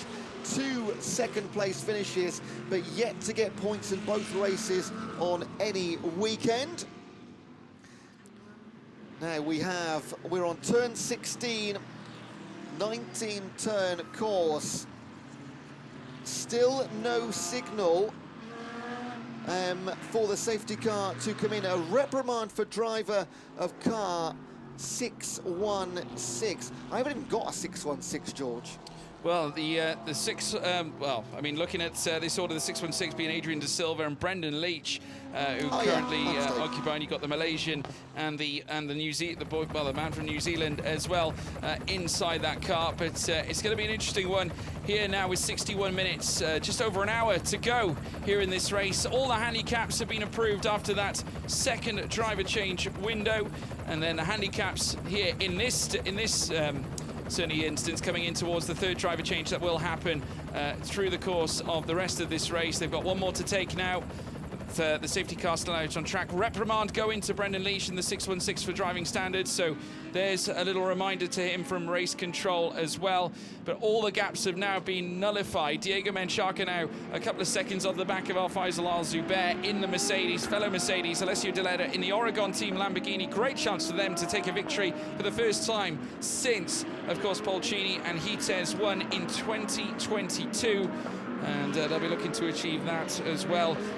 Obviously, Al-Faisal Al-Zubair, if he does win this race, it means he gets to add his name to an exclusive club, as well as Michael Grenier, looking to become multiple-time winners here at Spa-Francorchamps, joining the likes of Andrea Montemini, the legend that is Andrea Montemini, as well as Miguel Ramos, who has won here several times. Michele Rugolo also winning here on many occasions, of course, taking part in this race as well, and Nicky Pastorelli. Alessio De Leda, third in the race. He has got 7 cars of traffic between him and Diego Menchaca. Menchaca has 1 car of traffic between him and Al-Zubair. That could be absolutely critical. How quickly can De Leda get through traffic? The cars are bunched up. We've got about 2.5 minutes left under the safety car, and once again we can go racing. Just under an hour left of the race in total, and we are how many minutes away? 12 minutes and a half away from our final third driver change, which is the one where we will have the success penalties added. Until they come out after that third change, well, then we will see really where these cars are on the standing and who will be in the race to the finish line. Yeah, it's an equal success handicap between the front leaders at the moment. Al-Zubair with 10 seconds, and Menchaca will need to add 10 seconds onto their stop too. So it's even Stevens in terms of the front end. And there's many other other handicaps dished out in amongst the rest of the field. And obviously, Almanar Racing by Get Speed be hoping for a big result. They've had grand successes, as we've alluded to in the past, in this championship. The last 2 seasons we've seen both Lamborghini and McLaren take victories at this track in this very race, in this very weekend, over the last 2 campaigns. And then the year before was when Al-Faisal Al-Zubair would win it with Andy Soucek on that occasion. The last time Michael Grenier was with Norbert Siedler in 2019. He would love to etch his name back on to the previous winners, taking a victory here in 2024 as well. What it would mean to him as now the cars take great care going through the final sector, slowed up by Al-Faisal Al-Zubair, who is effectively the safety car here in this instance. Still a car in between Menchaca and Al-Zubair right now, and that is certainly the place and point where Al-Faisal Al-Zubair will put his foot to the floor yet again, rushing down through towards bus stop, very much aware that there's a car that stands between he and Diego Menchaca, so no better time to try and margin out a gap as they now beckon their way through towards the bus stop chicane. Menchaca needs to get past as soon as he can as they now hurtle up towards the line here now under green flag conditions, and it certainly will be pedal to the metal for the second time in this race now, and certainly as he makes his way through, Diego Menchaca moving past the lapped car in front of him, and now on track surely will be in a position where he can now fully challenge Al-Faisal Al-Zubair for the race lead, as now we see them all filter outwards up through towards the Eau Rouge and Radion section. It is Al-Zubair and Menchaca going at it. The battle for the race lead begins here with 1 driver change still to come. Menchaca getting it done on the very first corner, dream scenario, and now he can begin. It's a 1.3 lead Al-Zubair's gone. He looked like he was flying up towards Eau Rouge and already closed the gap, Menchaca. So traffic behind. De Leda third in the race, but about 10th on track right now.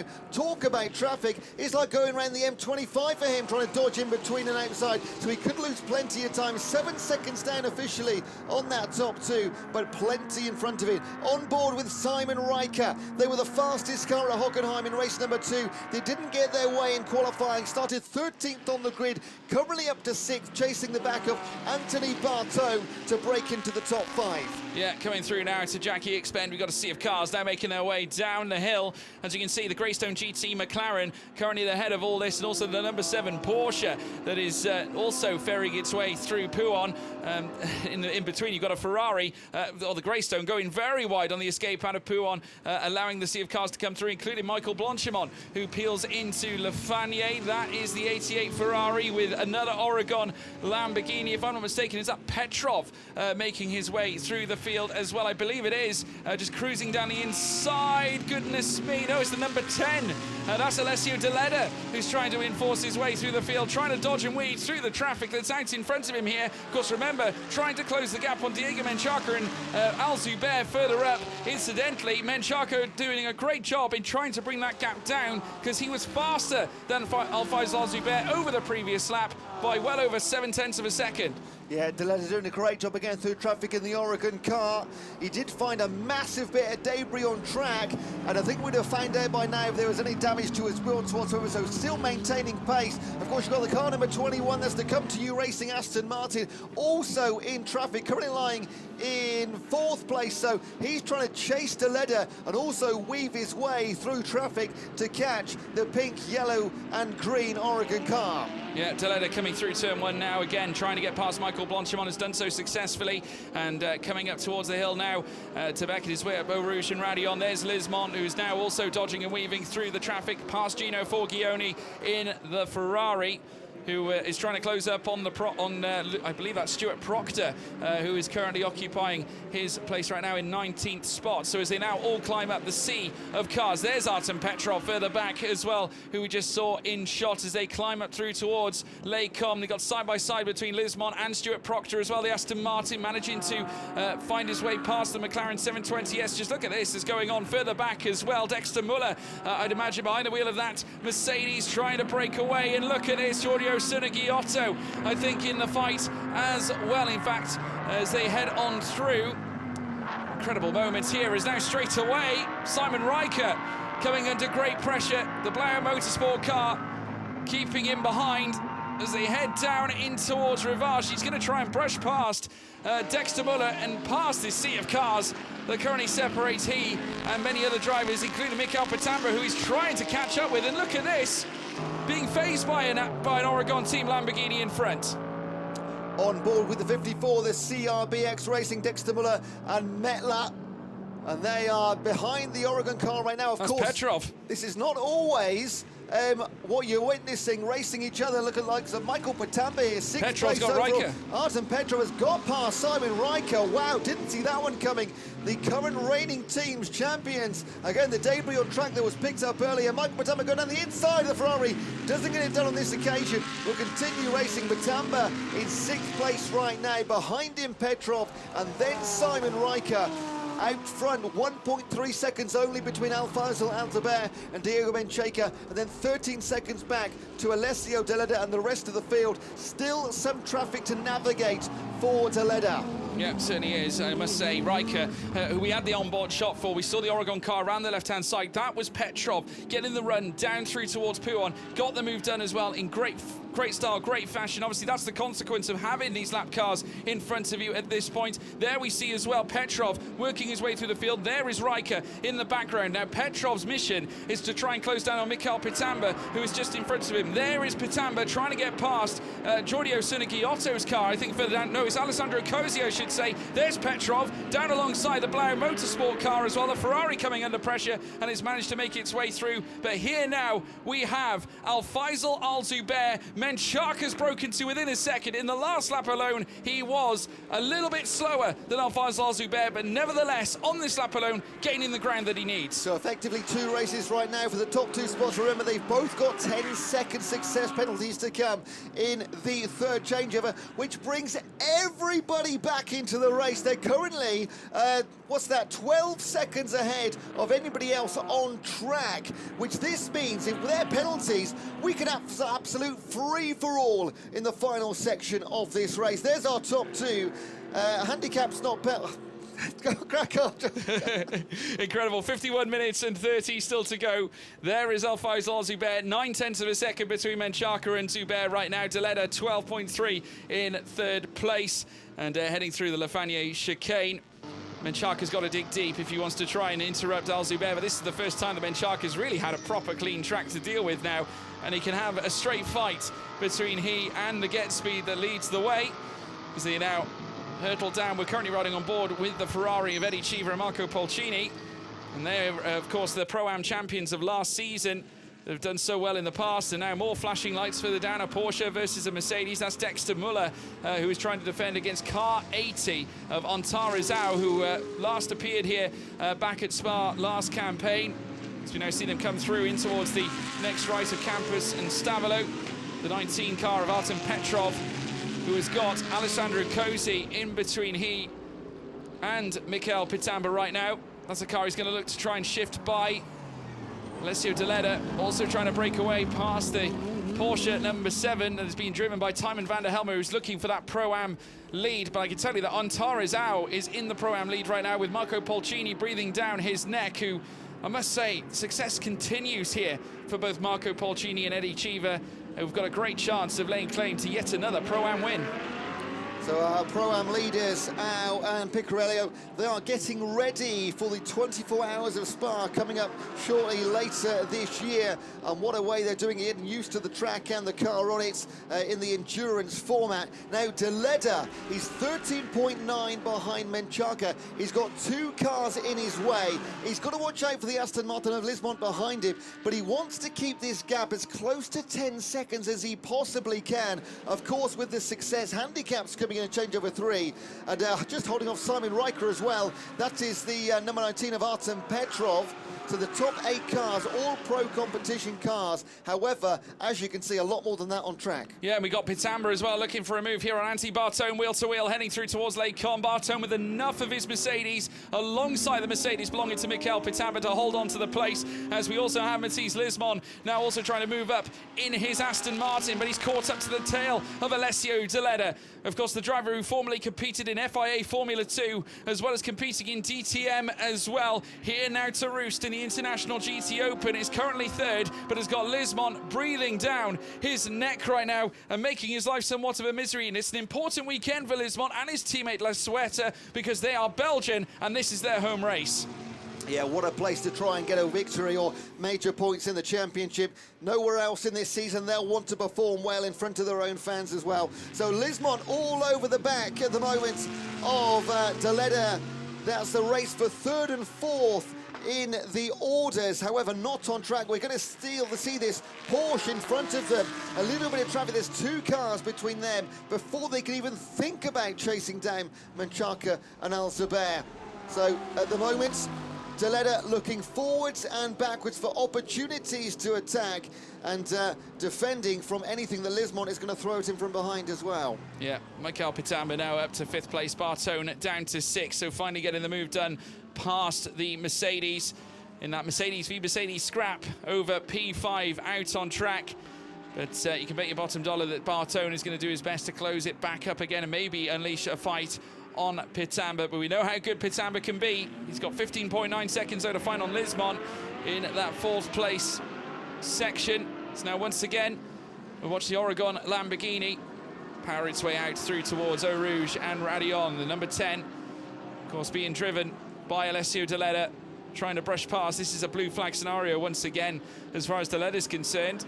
Needs to try and get himself past, but I must say Tymon van der Helm giving a good account to himself, and if he's got the pace, he's more than more than in a position to keep the place, because obviously given the fact that he is showing the pace and keep not necessarily holding up Alessio Deleda, it means that he can obviously remain where he is, but he needs to try and build that gap between he and the Lamborghini in behind. But all this is allowing Lismon in to fight now the Lamborghini Huracan GT3 as they come down in towards Rivage. The mean green Aston Martin once again threatening, literally riding the spoiler on Deleda's car right now as they peel through towards Jackie X Bend once again. 46 minutes and 50 to go which means critically driver change is open for the final time in this GT Open 500. 14 minutes worth of time to make your changes. Who dives in first? Well, they've got a 16-second lead, Alzaber and Menchaca over Deleda and the rest of the field. Georges, any guesses? Who do you expect to see diving in first time around? Well, you definitely think the front two might consider it. Obviously, Alzaber having Mikel Grenier at his disposal, and obviously Menchaca having Marcos Seibert at his disposal. That's going to be a mouth-watering contest between those two as we now await them to box. Obviously, Alessio Deleda has also got Jordan Pepper to enter the car, so let's wait and see what happens. This is a moment heading in towards turn one. Now, that's the 27, if I'm not mistaken, Ferrari. And coming undone in that instance, that is Marco Polcini and Eddie Cheever, the Pro-Am champions, that have unfortunately found themselves in a bit of a situation coming through turn one. That's not something they want to encourage, as now we see our two leaders now very close together, probably the closest we've seen them since the start of the race, aside from the safety car itself. But Alfaisal Alzaber faster over the last two laps, but that last lap, it was only 14 thousandths. And both deciding not to pit. I wonder if they'll follow each other in, if that's the case, or will maybe Menchaca dive in. Oh, there's Deleda got in from third position in the race, dives in to let Jordan Pepper take over for the final stint. They will gain 10 seconds on both of the leaders. They were 15 down. This could be an incredible final half an hour once this driver changeover closes. Again, just 1 second between the leaders. More cars coming in. Yeah, and this might actually force Alzaber and Menchaca to come in straight away, because they're going to want to nullify as much of that advantage that Jordan Pepper is going to have, because we know how fast he is. He's going to be so quick. And obviously, given the fact that Alzaber and Menchaca both have to serve 10 seconds, there is the Easter Lent Audi. Christopher Haase is going to be stepping in for Simon Riker. They too have got 10 seconds to serve in this pit stop phase. Fabian Schiller in the box as well, with alongside Anthony Bartone. So they will be making their changes alike. Now, this definitely throws Schiller potentially in the mixer here, given the fact that they don't have any or any success handicaps to field here in this instance. They will be clear through towards the end of the race. So now it's decision time. Do we see Alfaisal Alzaber and Menchaca cover off the stops made by the likes of Jordan Pepper? Because they're going to be quick on their outlaps, and they're going to be as quick as they can to nullify and effectively raise delta against the front two in the order here. This is going to be absolutely fascinating, just making their way around Campus and Corporal Frere into the last few corners. Will they follow each other? Will Menchaca dive in if Alzaber carries on? This could be absolutely critical in this race. At the moment, they've got clean air. If one of them comes in, one doesn't, they could come out with a little bit of traffic. So maybe staying out right now is the best option. Oh, in goes Menchaca goes in. There we go. So Marcos Seibert will jump in to the Motor Park AIX liveried Mercedes. And Alzaber has opted to stay out and go out for one more lap. So he's got to put his foot down this time. All eyes will be on this stop here. 10 additional seconds as part of the handicap for Menchaca and Seibert to field. This will set up the dynamic through towards the end of this race. A huge finish in prospect. Lismont has still got to come in as well. Artem Petrov has also got to come in. He's currently sat with his Oregon Lamborghini ahead of teammate Jordan Pepper. Karel Bash, who is now in the car, has also amassed 3 stops so far, has got Haase behind him. As we now see Cars 80 doing battle here with Alfaisal Alzaber up at the front. Zubair trying to once again dodge traffic. Now, this isn't a good scenario to be in, because this is going to hold up Alzaber during a critical phase through the pit stops. There was only 1 second between them when they dived into the pits just a moment ago, and he could potentially lose more than a second right at this moment. Surely this means they've got to come in on this lap. They can't afford to lose any more time in traffic. If Alzaber doesn't come in on this lap, I'll be absolutely amazed. Well, Lismont has just gone past the transponder to move up to second on our timing screen, so it's Seibert now in third. Petrov moves up into third now on track, but bear in mind, both Lismont and Petrov have to make their changes as well, and not to mention any success handicaps that they have to use during the course of this third driver change window period. So we're now watching Alfaisal Alzaber. Surely he's got to consider boxing soon. It's got to happen. There is, goodness me, This has taken somewhat of a long time on part of Seibert. And yes, the anger showing on display between Menchaca and Seibert. So an error during the pit stop phase, I think, for the Motor Park team. I mean, just looking on track, Al-Saber's got so much traffic in front of him. 6-7 cars within 2 corners. Is that Toledo or is that Petrov? Oh, obviously change over. Look now, look at this. Goodness me, he's not even in the car yet. What is going on? Oh, what no! What a mess at Team Motor Park. The anger clearly on display. Is this a mix-up with taking the handicap? Maybe. Yeah, maybe. I think they may have just missed it, maybe released him too soon, and therefore have... obviously, this is where things are going to get spicy, because now in comes Mikel Grenier and Alphonse Al-Zubair. Now, during the time that they took to come into the pits, that is ideally where Marcos Seibert would have wanted to have track time in order to nip away at that delta. Unfortunately, they might have lost that opportunity altogether, and maybe, and obviously, a lot more. We're going to find out over the next few minutes. Most cars coming in now. That is the number 21, the Aston Martin, of course, of Lisbon, handing over to La Sueta in the Vantage GT3 Evo, making its debut. And what a debut it is having, performing incredibly well. So in the pits now, Grenier and La Sueta on track. That is the Oregon number 10. So Jordan Pepper on track right now. He is halfway round. This throws Pepper right into the mix here for a potential race win. And remember, they didn't have any handicaps to serve. Grenier does. He has 10 seconds to field. And now, with effectively Marcos Seibert out of the win equation, because they've come out and they're in on-track P7 behind Fabian Schiller and Dominic Baumann. They have lost so much time of Marcos Seibert. They're going to be ruining that mistake in the pit lane. And now, Petrov passes Grenier, coming through the pits. All eyes here now on Jordan Pepper. We have to watch on, because this could make a difference in the race. He does have a little bit of traffic in front of him. La Sueta is still also in the pit lane as well. I'm looking through my eyes now, down in the pit lane, outside the commentary box window. I can't see it, but there is Grenier, and there is Jordan Pepper. We have a fight to the end, ladies and gentlemen. The question is, can Jordan Pepper close up to the back of Mikel Grenier before the end of this race? Absolute disaster for Team Motor Park, Menchaca and Seibert. You saw the frustration. We'll try and find out what went wrong, maybe serving the handicap penalty in the pit lane. Some miscommunication, and it's potentially going to cost them not just a win, but a podium here at Spa. They're back on track, and they're down in 7th position.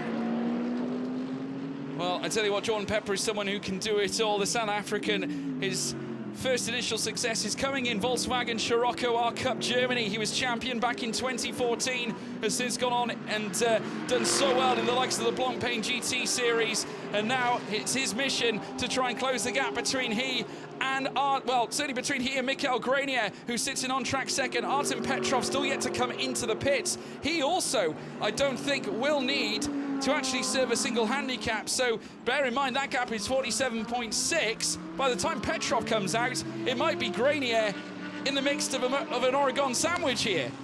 Just trying to do the maths in our heads of what's going to happen over the last half an hour of racing. They will need to serve around 85 seconds, so I mean, I will be honest, it will still be a hard task, but fair play to Marzio Moretti. He's in a good place here to score some huge points.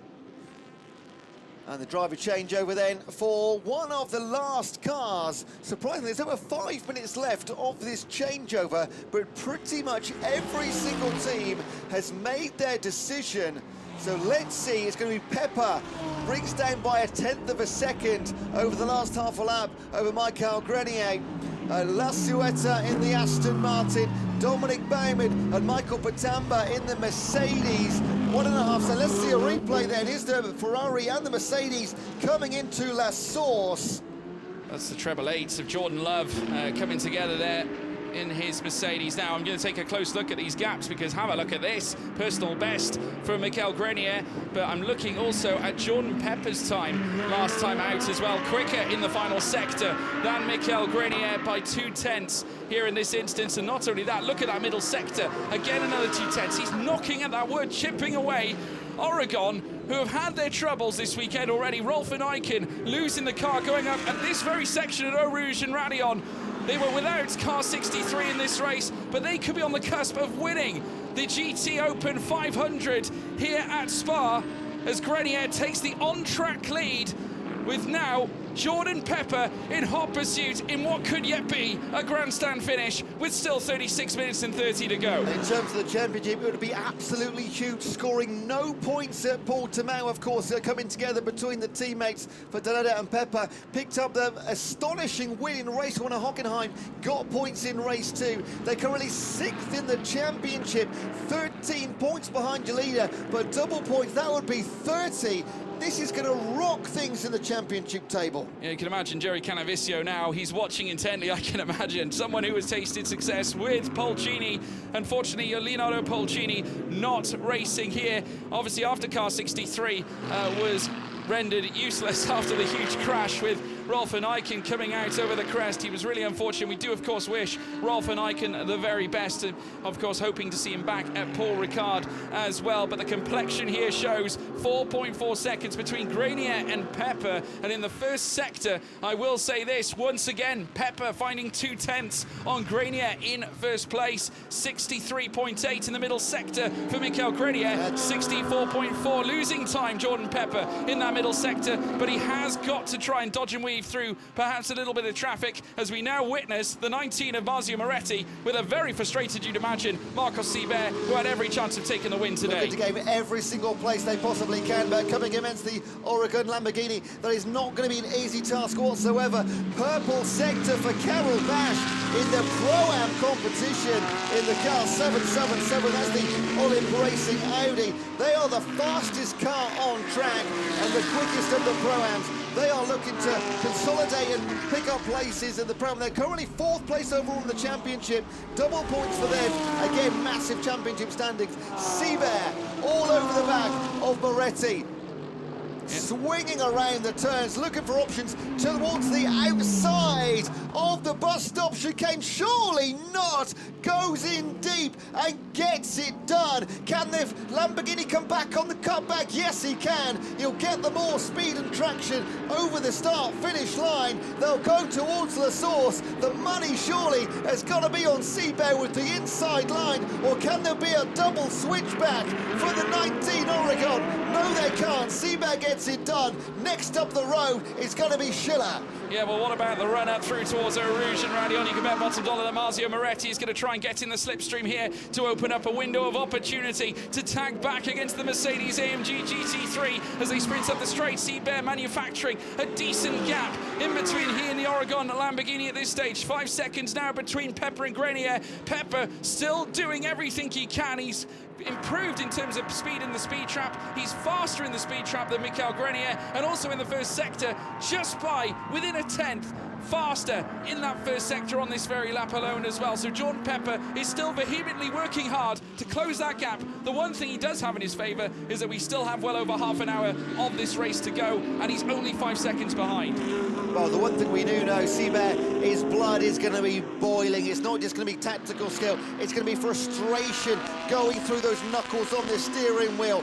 That is Fabian Schiller holding off Seibert. Who else is behind him and in front? You got Baumann, Lassatua, and there is Christopher Haas. Started in 13th place. They've never really got their weekend going. Only a second back behind minute driver change finishes. We knew that, no more to come anyway. All went in fairly early in that 14-minute window for Christopher Haas, the platinum driver. You could say arguably the fastest driver on the grid, but plenty of traffic in front of him. Is it Alex Fontana? A little bit of traffic as well, and behind the Olymp Racing 777. Yeah, obviously that's Carol Bash, who is looking to try and overtake a pro, that being Christopher Haas. Into the pits comes the Diego Menchaca, Marcos Seibert. A reminder of what happened during the pit stop phase. A major mistake through the course of the driver change period, releasing the car, just a miscommunication altogether. Getting it oh so wrong, and look at that. You can see the response as well from the team concerned. Diego Menchaca venting his frustrations. I believe that's Diego anyway, flashing there in front of Marcos Seibert. There's the response. Diego Menchaca not happy whatsoever with the procedure during the stop. They had every chance of taking this race this time around, especially after the safety car. They were in the perfect place to do so, and now it's in the hands of Michael Grenier and also Jordan Pepper to a certain regard as well. We got some squabbling further back too on the escape coming out of La Source, but as they now sprint up through towards Eau Rouge and Radion again. This time we can't keep our eyes off this battle between Carol Bash and Christopher Haase. We've also got a little battle brewing further back as well with the 80 Porsche, of course belonging to Picciarello, who now manages to hold on here, heading up the hill as they look to blast up through towards Les Combes. Now opening up the door, here comes Haase, very much aware of the Olymp Audi in behind. The two Audi R8s came very close together, but the number 12 Porsche forced to give way here in this instance. That, of course, being driven by Alex Fontana as they sprint down through towards Rivage. And obviously Fontana not in this fight whatsoever, so he's got nothing to gain. Blue flag conditions, obviously, as Carol Bash looks to try and go up the outside as they now break in towards the Jackie Expend. Carol Bash looking absolutely brilliant right now. They've also had a fairly good season, but racing against the pros right now, leading the Pro-Am classification by 2.3 seconds over the 80 Alessio Picciarello. Of course, they're just in for this race only, not racing in the entire championship, which means their closest competitor really in the 6 is Aaron Walker, the Get Speed Mercedes. Let's have a look back towards the front. Oh, there's a little bit of dust coming up there. What's that? Marco Seibert just kicking up some of the gravel, heading on the escape out of Le Fanier, now heading through towards Campus and Stavolo as they now break through out of Corbeil-Pourfray. There is the number 19 of Marzio Moretti being pursued now by Christopher Haase. This is a battle for on-track P7. Michael Grenier now extending his lead out to 5.5 seconds. Carol Bash in his Olymp Audi needs to try and get himself past the Porsche in front of him here. Has another look to the inside. Christopher Haase also having a look on the inside of Marzio Moretti. Late on the brakes does Carol Bash as now they come out of turn 19 to begin yet another lap.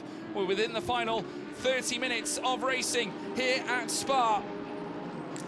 And absolutely nothing decided. Here comes Haase over the back of this man in front. Doesn't get in this time.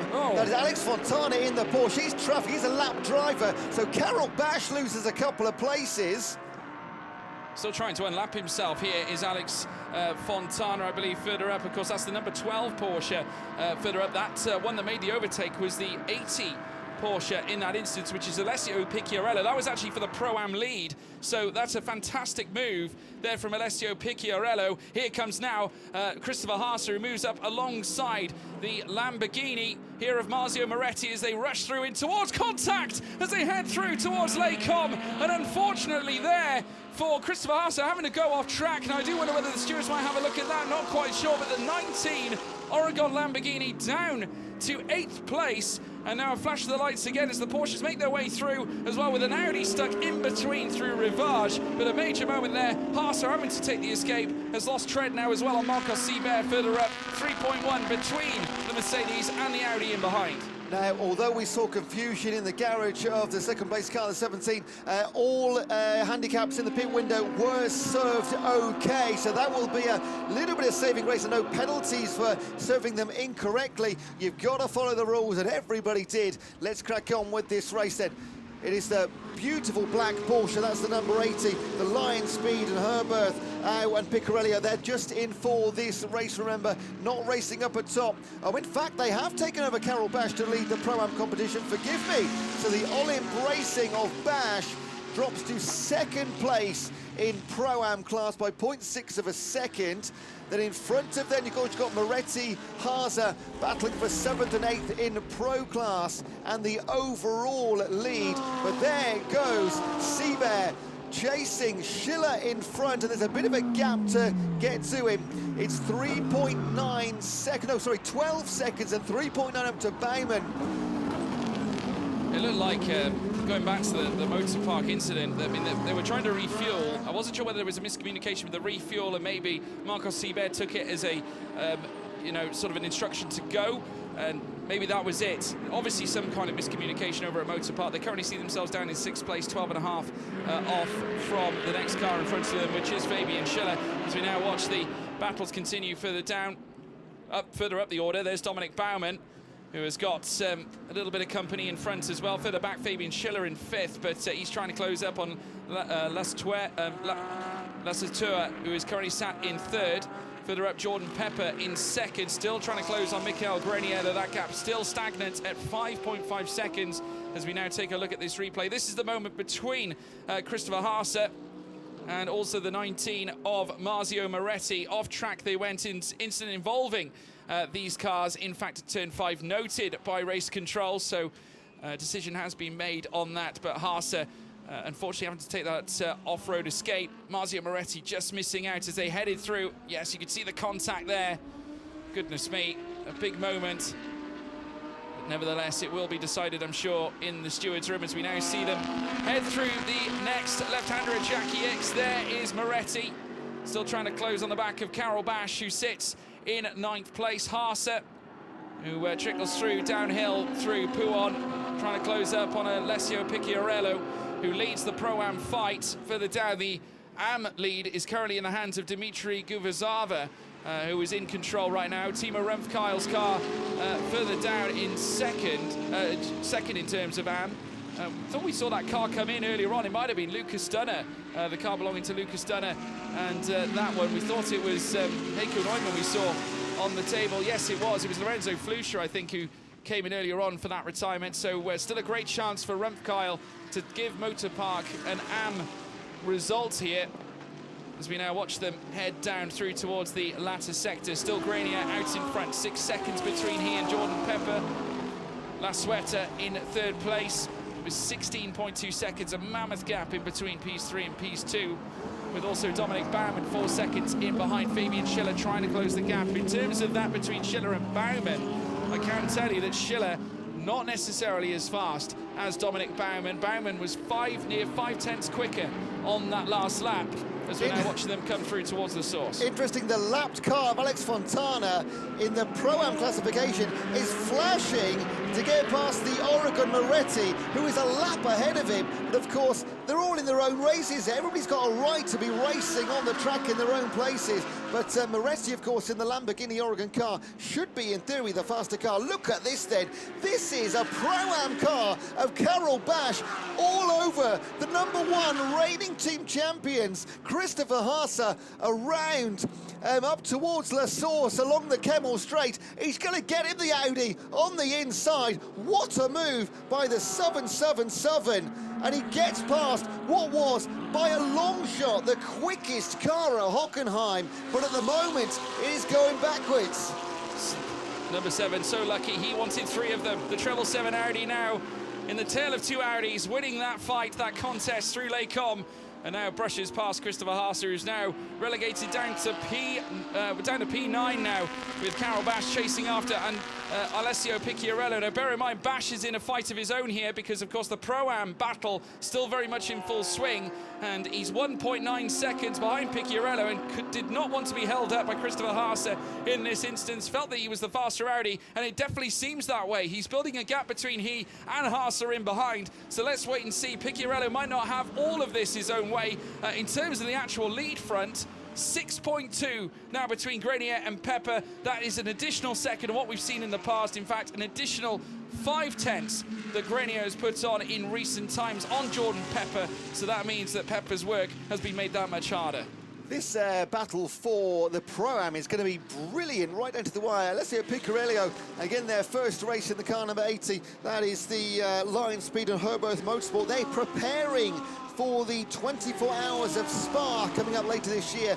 What a way to do it. Carol Bash, though, in that beautiful 777-80, will chase them all the way towards the line. Of course, they need points for their overall championship in the Pro-Am too. Picciarello, they will pick up points, but they're not racing the entire season, so not too important for them. Will be so for Bash. Walker in the number 6 car. That is the Get Speed Mercedes alongside Valentin Pierberg. Currently 3rd in Pro-Am, but provisionally, of course, temporarily while 2nd place if you take away Picciarello, who again will pick up points. Here goes Alex Fontana, again all over the back of Moretti. Looks to the inside, looks to the outside as they go up towards Rouge, gives the flash of the lights. Let me through, Lamborghini. But Moretti, of course, it is race for the Pro-Am, or the Pro right now, currently in 8th in class. but losing ground on all of those in front. Yeah, and at this moment as well, you've got Alex Fontana in 18th overall, still quite a ways behind the car that's in front of him. Obviously, as we now see them open up the door, Haase, though, still trying to dig deep. This is a very different complexion to where the East Talentardi was last season. They were in a fight for the lead of the race, coming right onto the final lap. It was decided right at the final corner as well, with Optimum Motorsport coming out on top. This time, they will not be fighting for the race lead, but just bringing the car home in decent style, maybe picking up some points as well. Remember, double points on offer. Should they stay where they are right now, it's 4 points going to East Talentardi in this instance. Grenier, though, still with the advantage, still ploughing more tenths. It's now 4 tenths additional in comparison to when we last checked earlier on between he and Jordan Pepper. So still grasping, holding on stronger to that lead of the race. 16.6 then between La Suerta in third now, who's still trying to gain at least something on Jordan Pepper. There is our race leader, Michael Grenier, silently chipping away up at the front, increasing their advantage here on this race. Yeah, this is all really now about third place almost. Unless we get an incident or a safety car, the top two are looking pretty dialed in. So La Suerta holding off Baumann, Schiller, and then Seibert. There's only, 5 seconds between La Suerta, Baumann and Schiller. Bit of a gap back to Seibert. They'll be ruining that mistake in the pits for until we get to Paul Ricard. I'm absolutely certain. There is Michael Batamba in the number 20, currently running in 4th place, 3.5 behind La Suerta. Can they get another podium? Again, they're one of only 2 cars now that have scored points in every single race of the season. Consistency is key, as we know, and with Seibert and Menchaca looking to drop points, that could actually potentially put them into the lead of the championship after this race, Pitamba and Baumann. Yeah, huge opportunity for them, and they're not the only ones. Fabian Schiller haunting their rear wings to Anthony Bartone and be hoping that they can score some big points for their championship charge. Of course, remember, Victor's back at Portimao alike, so give them a shot, especially when you've got Schiller behind the wheel. You've got a huge opportunity. There is Marcos Seibert. God, he's going to be feeling rotten at the moment, obviously, after what happened earlier on. Still at this instance, at this stage, Seibert in 6th will be scoring points. If he finishes in P6, it will only be 10 going his way. Never ideal. If things stand as they are right now, with Seibert in 6th and Baumann and Pitamba in 4th, they'd be tied on points at the end of this race in the championship. Incredible. Brings it to another complexing chapter. Of course, we do have many great races still to come, many big weekends still to come here in the International GT Open Championship. And I hope you'll be joining us as well for the rest of it too. We still have trips to Paul Ricard. Well, first of all, Hungaroring to come, and then a trip to Paul Ricard. And we take a look at a replay. There's Alex Fontana in the background, the 19 Oregon Lamborghini, also looking to make its way through very deep, and that opens the door for Alex Fontana. Marzio Moretti just making a mistake, but at the same time offers somewhat of a switchback. Gets a better run, I think, on the escape, because he squeezed Alex Fontana just a little bit. You just see the acceleration of the Lamborghini as well coming out of turn 19. There is Michael Grenier back again.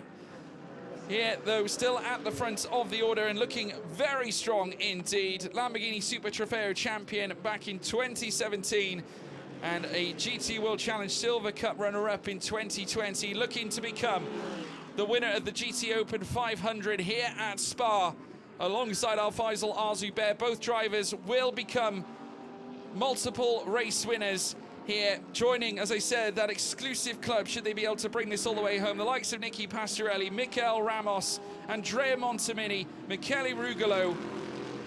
What a list that is as well. A truly phenomenal list. And also on top of that, looking ahead, I'm sure it will blossom in terms of their runs this season. Obviously, Jordan Pepper now 7.4 in behind. Grenier doing a stellar job in building this gap, and over the last lap or so, was in fact near enough a whole second quicker. In fact, 9 tenths between them after the last lap. Gaps growing all over the place. Picorello and Bash now almost 4 seconds between them in the fight for the Pro-Am win here at the GT Open 500. But your leader there looking so good, just growing that lead, hitting the apexes, a couple of tenths here or there, to 7.4 seconds now. The race we will see towards the line is likely to be La Suerta, Baumann and Schiller. There's only 6 points separating them. A little bit of a look into the garage. Alfonso Alba there in the 77. 56 laps completed. They're going to get about another 5 or 6 in with 17 minutes on the clock. It is officially 2 hours and 40 minutes plus 1 lap. So when it comes down to 0, they cross the line, they go around one more time. Could it be all important? We'll find out. But all eyes on our leader, started on the front row of the grid, and is going to lead the way through 2 hours and 20 minutes. There's not too long left. No, 16 minutes and 25 to run. The Mercedes AMG GT3 once again profiteering here for this combination of Michael Grenier and Al-Faisal Al-Zubair. Of course, managed to obtain 15 points in a race win back in race 2 at Portimao, and coming home with 8 points to roost after finishing 4th in the opening race that weekend as well. But since then, did not get to see them run at Hockenheim Ring, but they returned here to Spa, and I must say, what an imposing figure they have presented here upon the rest of this grid. Jordan Pepper still working hard, still major points coming their way, because they will come away with 24 points come the end of the race. As now we await, obviously, Fabian Schiller coming through the field as well. Now he's starting to gain as well on Dominic Baumann. We did allude to that, those time gaps. They've come down dramatically. And of course, on that last lap alone, beyond 6 tenths faster than Dominic Baumann in 4th place.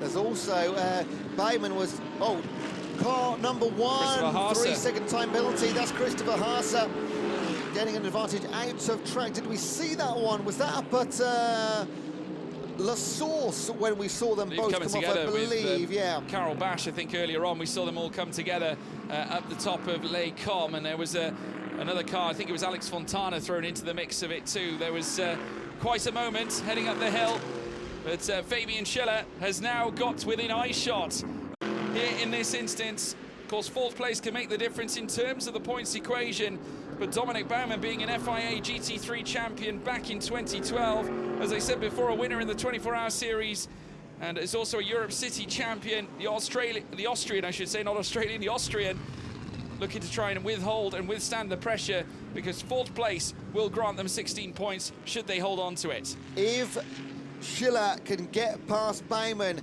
that would affect who will lead the championship at the end of this race. Menchaca and Seibert, they would retain the lead. However, if Baumann could hold off Schiller, then they would be tied at the top of the championship, Patamba and Baumann, with Menchaca and Seibert. Yeah, which makes it all the more vital, obviously, for Dominic Baumann to try and hold on here to this result.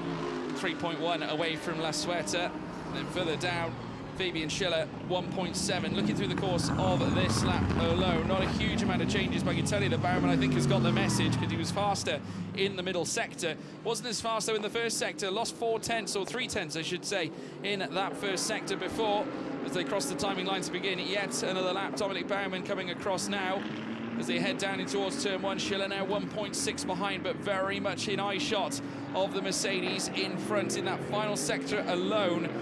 On the last lap, should I say, 3 tenths difference between Schiller and Baumann in favour of Fabian Schiller, as they now march up through and look to climb Eau Rouge and Radion once again.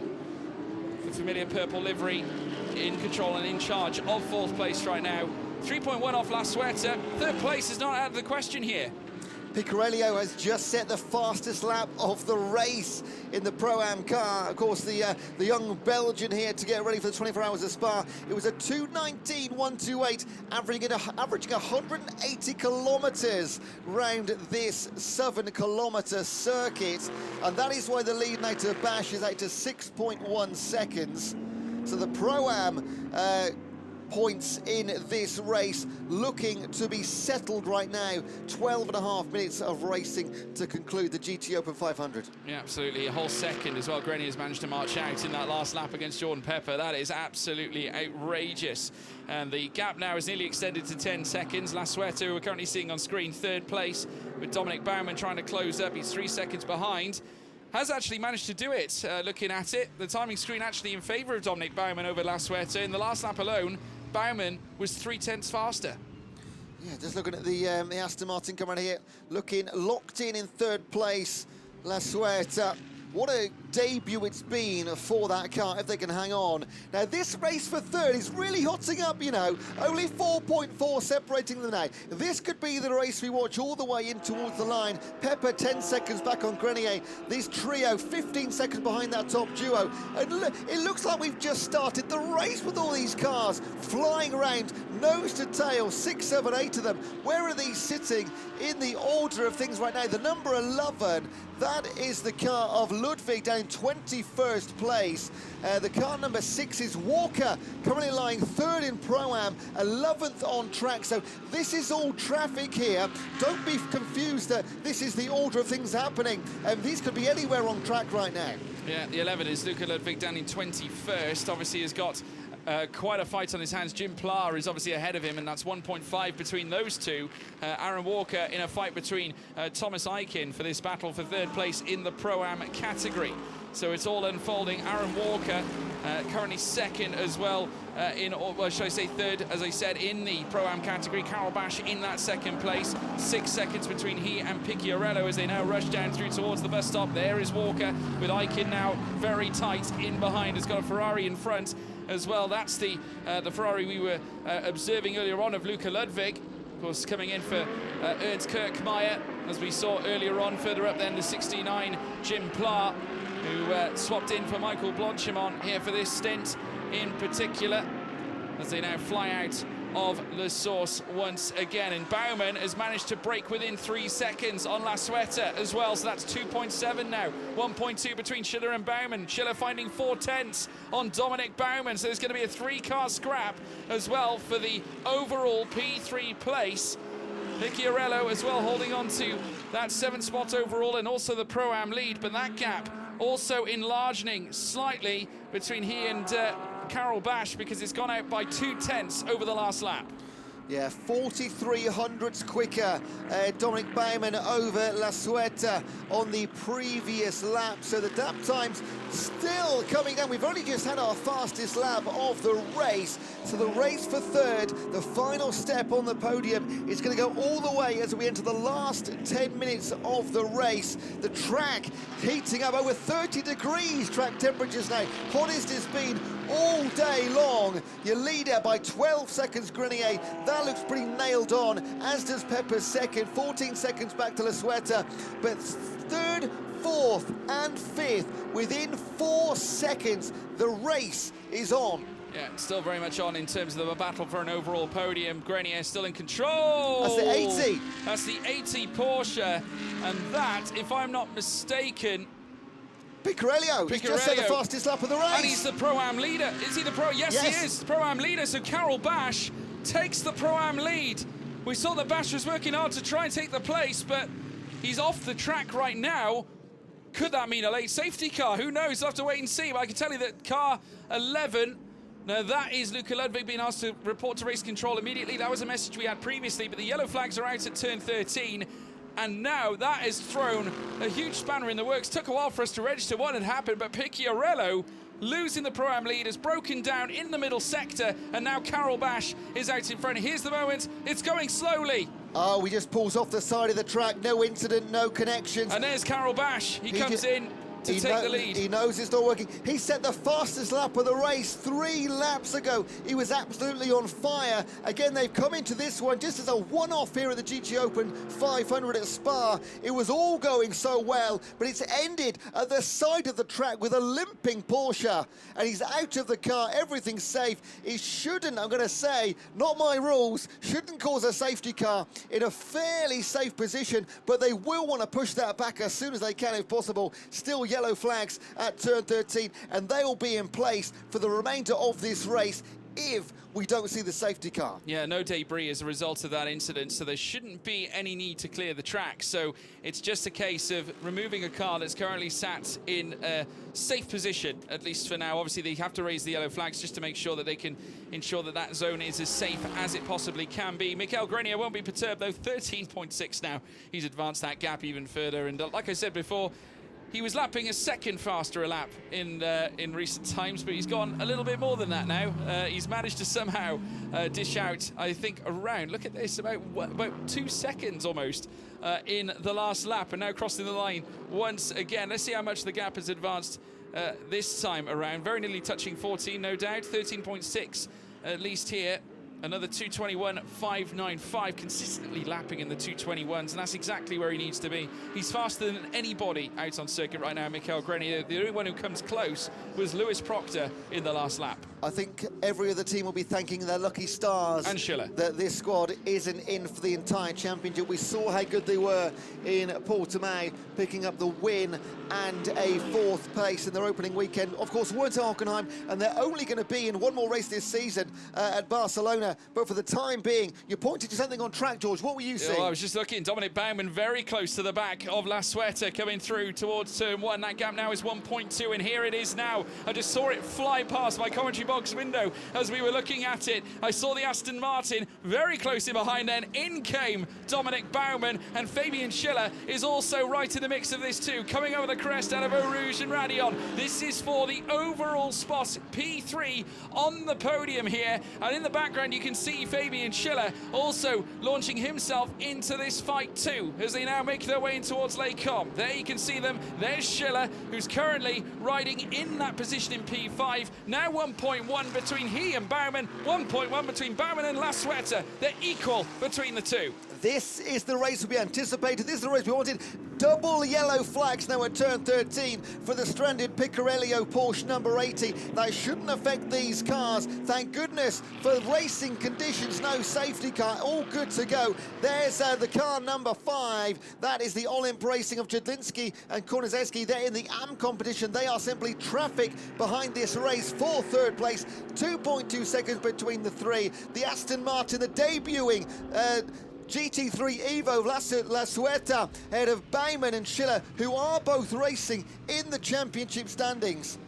Certainly are. 40.088 as well for La Sueta. It doesn't get much better out of the first sector because it's a 39.996 from Baumann. The fastest, though, in the first sector was Fabian Schiller, 39.626. He was over 3/10 quicker than anyone in front of him. He was faster, 3/10 faster than Dominic Baumann, who currently sits in 4th place. So Schiller with a great chance, though I will look at this, 1.8 away. He's lost coming half out the of sector 2. And look at that, 6.5 tenths now lost in that second sector. So all those gains in that first sector gone in an instant.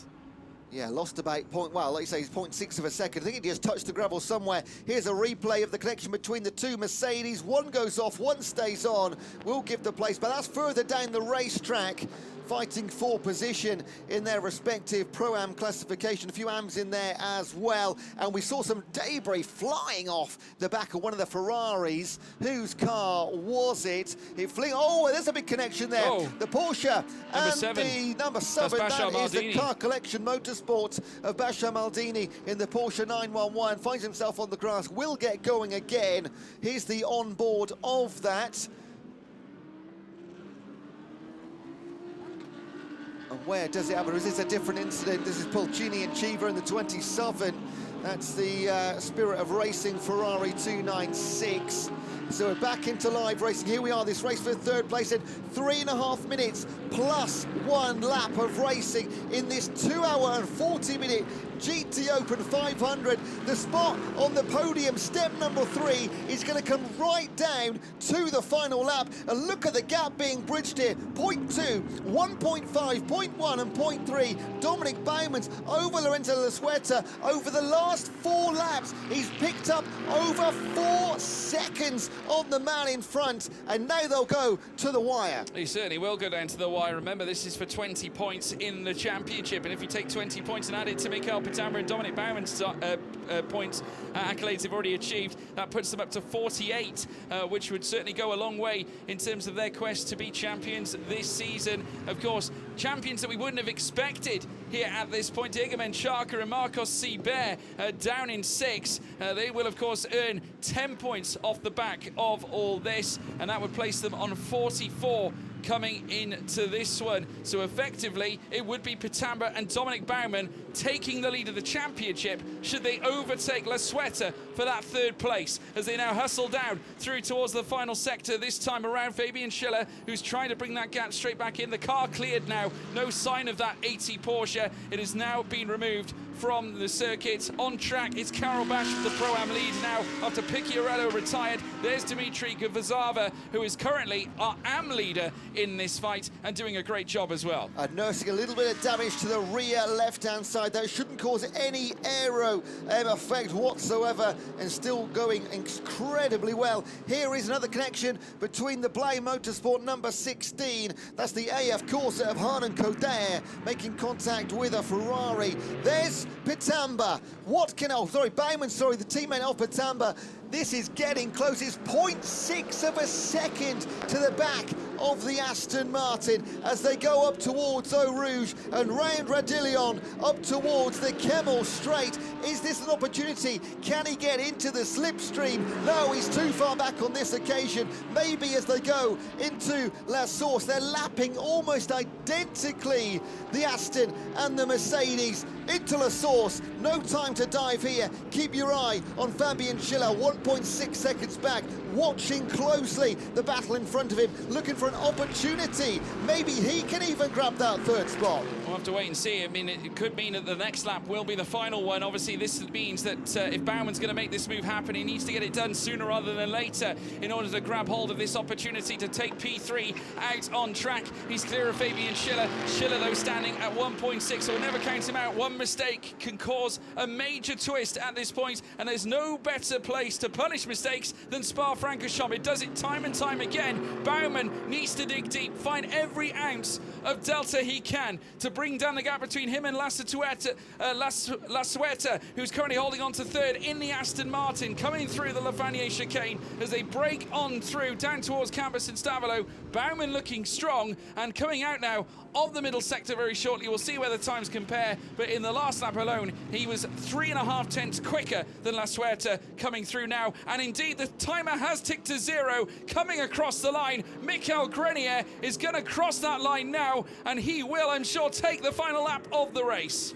This is one more time around Spa-Francorchamps. We've been going for 2 hours and 40 minutes. There is 7 kilometers between Michael Grenier and Al-Shalvai Al-Sabah, the Almanac Racing Get Speed team, and a victory at the GT Open 500. They've dominated from the halfway point onwards. The mistake from Seabear and Moshaka at the third changeover cost them dearly, which means Pepper occupying second place with Deleda in the Oregon car number 10, 16 seconds back, but 14 seconds clear. There's Altabar getting ready to celebrate with his teammates, but the race still on for third. Yeah, this is the car that took victory back at race 2 at Portimao in the opening round of the championship this season, and has come back here after missing out at Hockenheim, returning though to Spa-Francorchamps. And car 16 has been given a 10-second time penalty after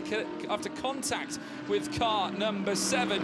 So somewhat of a moment there. That car 16 obviously further back the order. That's Alan Coder, who they're talking about, who's currently sat 23rd overall, but coming down in towards Pouhon for the final time. This has surely been a fantastic performance from both Michael Grenier and Alfaisal Al-Zubair. This final stint has been mesmeric from the Canadian. He's been digging deep. The laps have been absolutely scintillating. He was lapping 221s consistently when the rest of the grid were in the 222s. Jordan Pepper tried to get close to him, wasn't able to do so. The advantage stood within the hands of Michael Grenier, who historically has done so well, winning the Lamborghini Super Trofeo Championship back in 2017. He was a GT World Challenge Silver Cup runner-up back in 2020. There is Alfaisal Al-Zubair watching on and waiting as he blasts his way through towards the final few corners here on this lap. Blanchimont to take here in the Mercedes AMG GT3. Grenier won this race. Race 1 here at Spa back in 2019.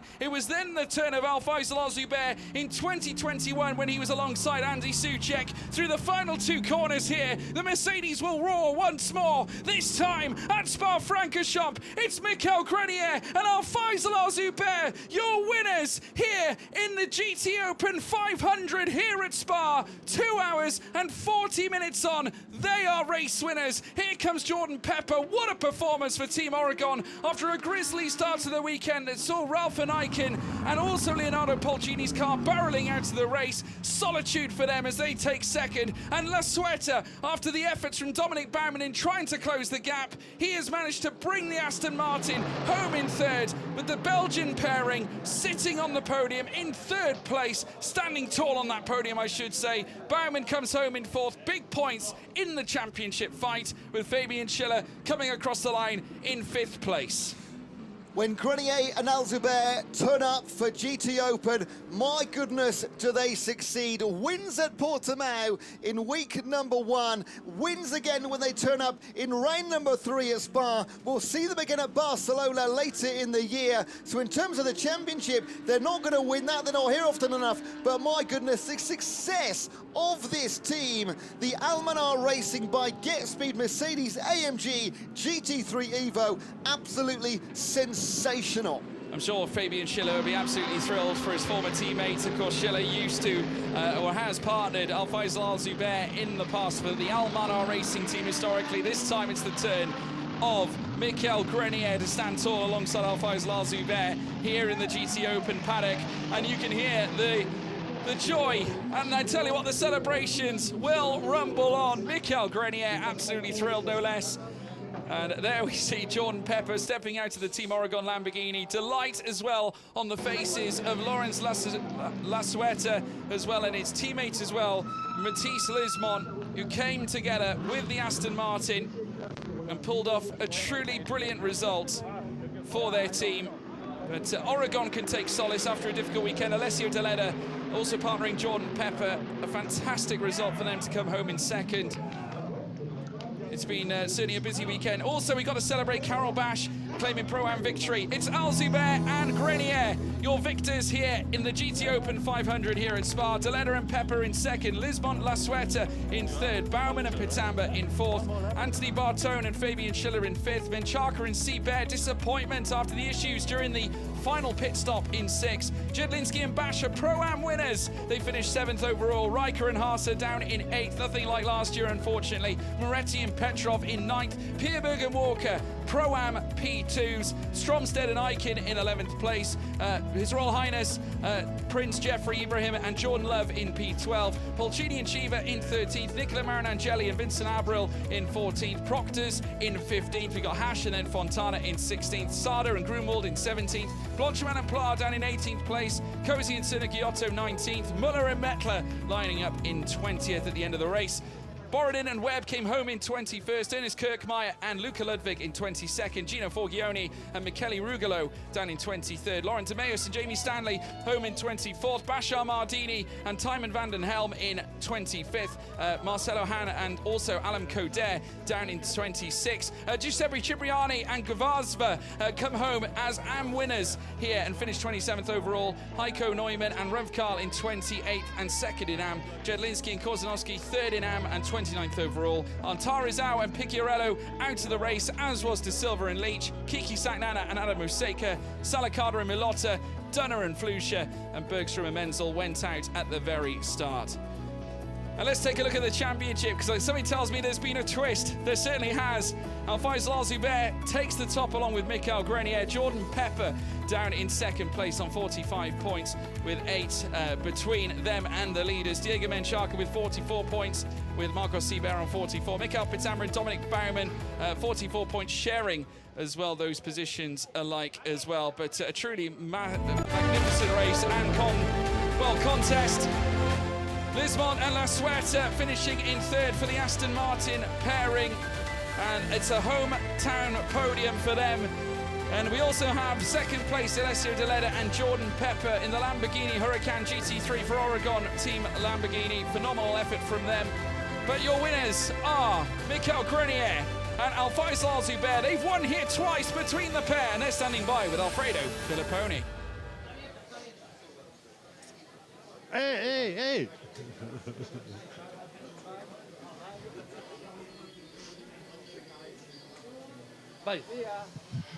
Faisal Al-Zubair and Michael Grenier, winners of the GT Open 500 at Spa.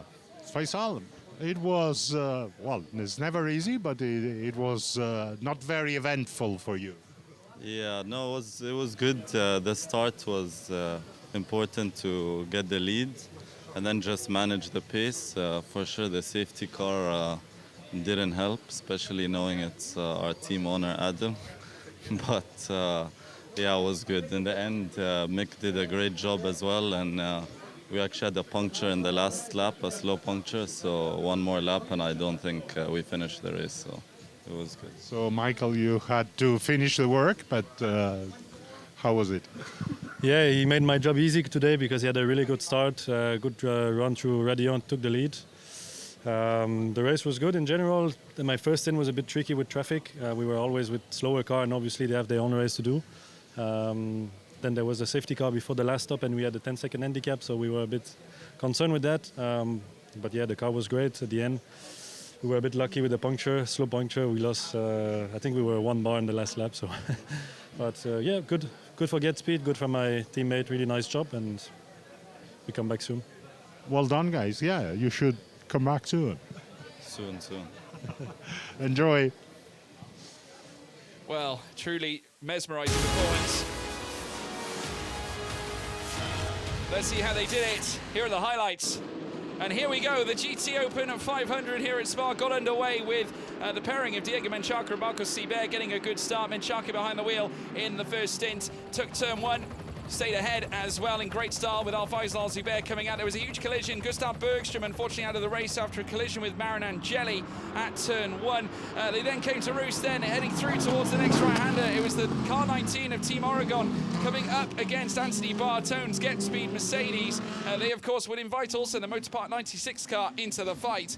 The 77 Almanar Racing would swap out. Fabian Schiller would then, Michael Grenier would step into the car in place of Faisal Al-Zubair and hopped in to try and help their next stint. Down the inside came the number 10, Jordan Pepper and Alessio Deleda, working very hard, obviously trying to obtain their podium fight, as we now saw them then mixing it up, heading down through towards Rivage. Once again, Team Oregon down the inside, but making contact this time. This time it was the 19 Oregon Lamborghini against the Anthony Bartone and Fabian Schiller Mercedes AMG. Christopher Haase would also be in the midst of a fight as well, alongside colleague Simon Riker as they look to go toe-to-toe. Unfortunately for Stanislav Jedlinski, spinning the car coming out of Campus of Stavolo through Corbeil-Paul Frere. Now this was the big moment. Of course, Marcos Seibert and Diego Menchaca, an error during the pit stop phase, costing them time through the final portions of the race. But it would be Faisal Al-Zubair and Michael Grenier, your winners of the GT Open 500 here at Spa.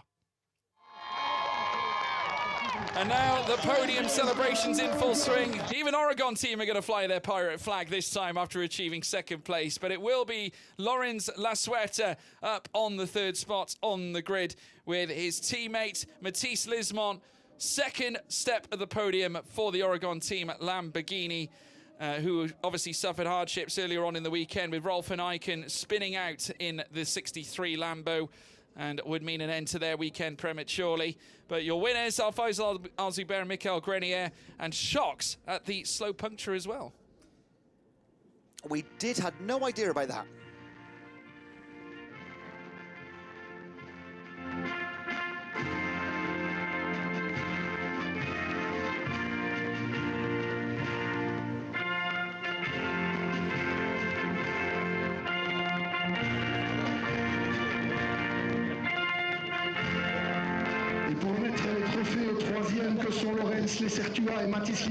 Well, there we have it, the national anthem, of course, the man of Oman, Faisal Al-Zubair, alongside Michael Grenier. The representatives from Michelin now presenting the trophies to the Aston Martin pairing. There on top of the podium, Matisse Lismont and Lorenz Lasueta. Next up will be the Oregon pairing of Alessio Deleda and Jordan Pepper, who accept their trophies as well. And of course, to our winning drivers, then of course being Faisal Al-Zubair and Michael Grenier, accepting their trophies. here at Spa-Francorchamps. A successful weekend at the GT Open 500 for them. And they'll look ahead to grandiose results again in the future. Michelin representative presenting the trophy to the Almanar Racing team by Get Speed representative as well alike. And standing tall for a photo. But yes, going back, shocked about the puncture there as well, Ewan. Now, I had a quick look at the lap times as that happened. They were a 2:27 final lap. Everybody else was racing 2:22s. 2 more laps, and they may not have taken that win. Talk about good timing. Absolutely. Celebrations roaring here on the podium. Michael Grenier and Al-Faisal Al-Zubair. Only one race this weekend, obviously, with it being our endurance weekend here in the International GT Open. But despite that, still not willing to get their race suits soaked with champagne. We do, of course, have our Pro-Am podium. We've got to talk about Carol Bash. What a performance, obviously, at the tail end of that. But it was all about Picciarello retiring, Alessio Picciarello retiring at the very end. The 80 Porsche, unfortunately, not making it. And as a consequence, Bash wins alongside Marcin Jedlinski. What an occasion. And in fact, it's a special weekend for the Jedlinskis because Stanislav Jedlinski third in the AM. Yeah, big weekend, big points, double points, don't forget. Could mean all the difference come the end of the season. And yeah, that number 18 Picciarello, for no reason that we can see pulling over, just a loss of power under the Porsche bonnet. No accidents, no contact at all, just pulling over to the side of the track, unfortunately. But all good news for Carol Bash and the 777. Yeah, fantastic as well for Team Motor Park, who once again see more cars on top of the podium. And this time it's Morten Stromstead and Thomas Eichen who can accept the third place trophy. Second place in this going to Aaron Walker. And of course, his teammate being Valentin Pierberg. Huge effort on their part. Jedlinski and Bash up at the top step. A mighty final stint. They were trying to close up to Picciarello. It didn't look like they were going to do it, but trophies being presented nonetheless. Next up to the Get Speed pairing of Aaron Walker and Valentin Pierberg. Mighty drive from them as well. Did have it all their own way in qualifying, to be honest with you. You'd bet against them, certainly at the start of the race, but didn't they fight for it and did well. But also the likes of Marcin Jedlinski and Carol Bash. Tremendous efforts all round. And does throw a little bit of a twist in the tail in terms of the Pro-Am battle. Yeah, we'll wait to see the points classification. They will be on the website very, very shortly. And we will head to Paul Ricard next in the GT Open International. And it's all to play for once again. Yeah, it certainly will be for them. Pro-Am fight will rumble onwards and upwards. Carol Bash and Marcin Jedlinski, last tasting championship success back in 2022. Maybe more could be around the corner. Well, let's wait and see. We've still got NAM podium to bring you as well with Dimitri Guvazava and also Giuseppe Cipriani, who in his vast history in this championship, this is the first time that Cipriani has, well, it's not the first time that he's taken a victory here, certainly, you know, in general in the GT Open. He's, of course, won championships in the past, but great to have him here as well, taking the AM victory out there alongside his teammate Ilbarodi Rampante, taking that one. First and foremost, though, Christian Korzanowski and Stanislav Jedlinski. Remember, Jedlinski being at the mercy of handing out the safety car in the final sector, being congratulated as well by Timo Rumpf-Kyle and Heiko Neumann, who finished second in the AM category. But of course, it's Cipriani and Guvazava who will take the top spot on the podium in the AM category. A magnificent drive for Ilbaroni Rampante. And it was the first time this season that Cipriani's, like you said, had company in Gvaza, which will just consolidate his position at the top of the AM classification, yet to be outside the top two, Giuseppe Cipriani, in the AM competition. Yeah, of course, has been a championship winner in the past as well, and some more to come, you'd think. But the trophy's getting presented to our AM successors, and given the fact that Cipriani's come into this Spa weekend, we know that it makes a big difference in terms of the complexion of many championships. We've seen it in the past, especially in the recent years. Sam Dahan, Charlie Fag winning the championship overall last campaign. They won here at Spa for the endurance.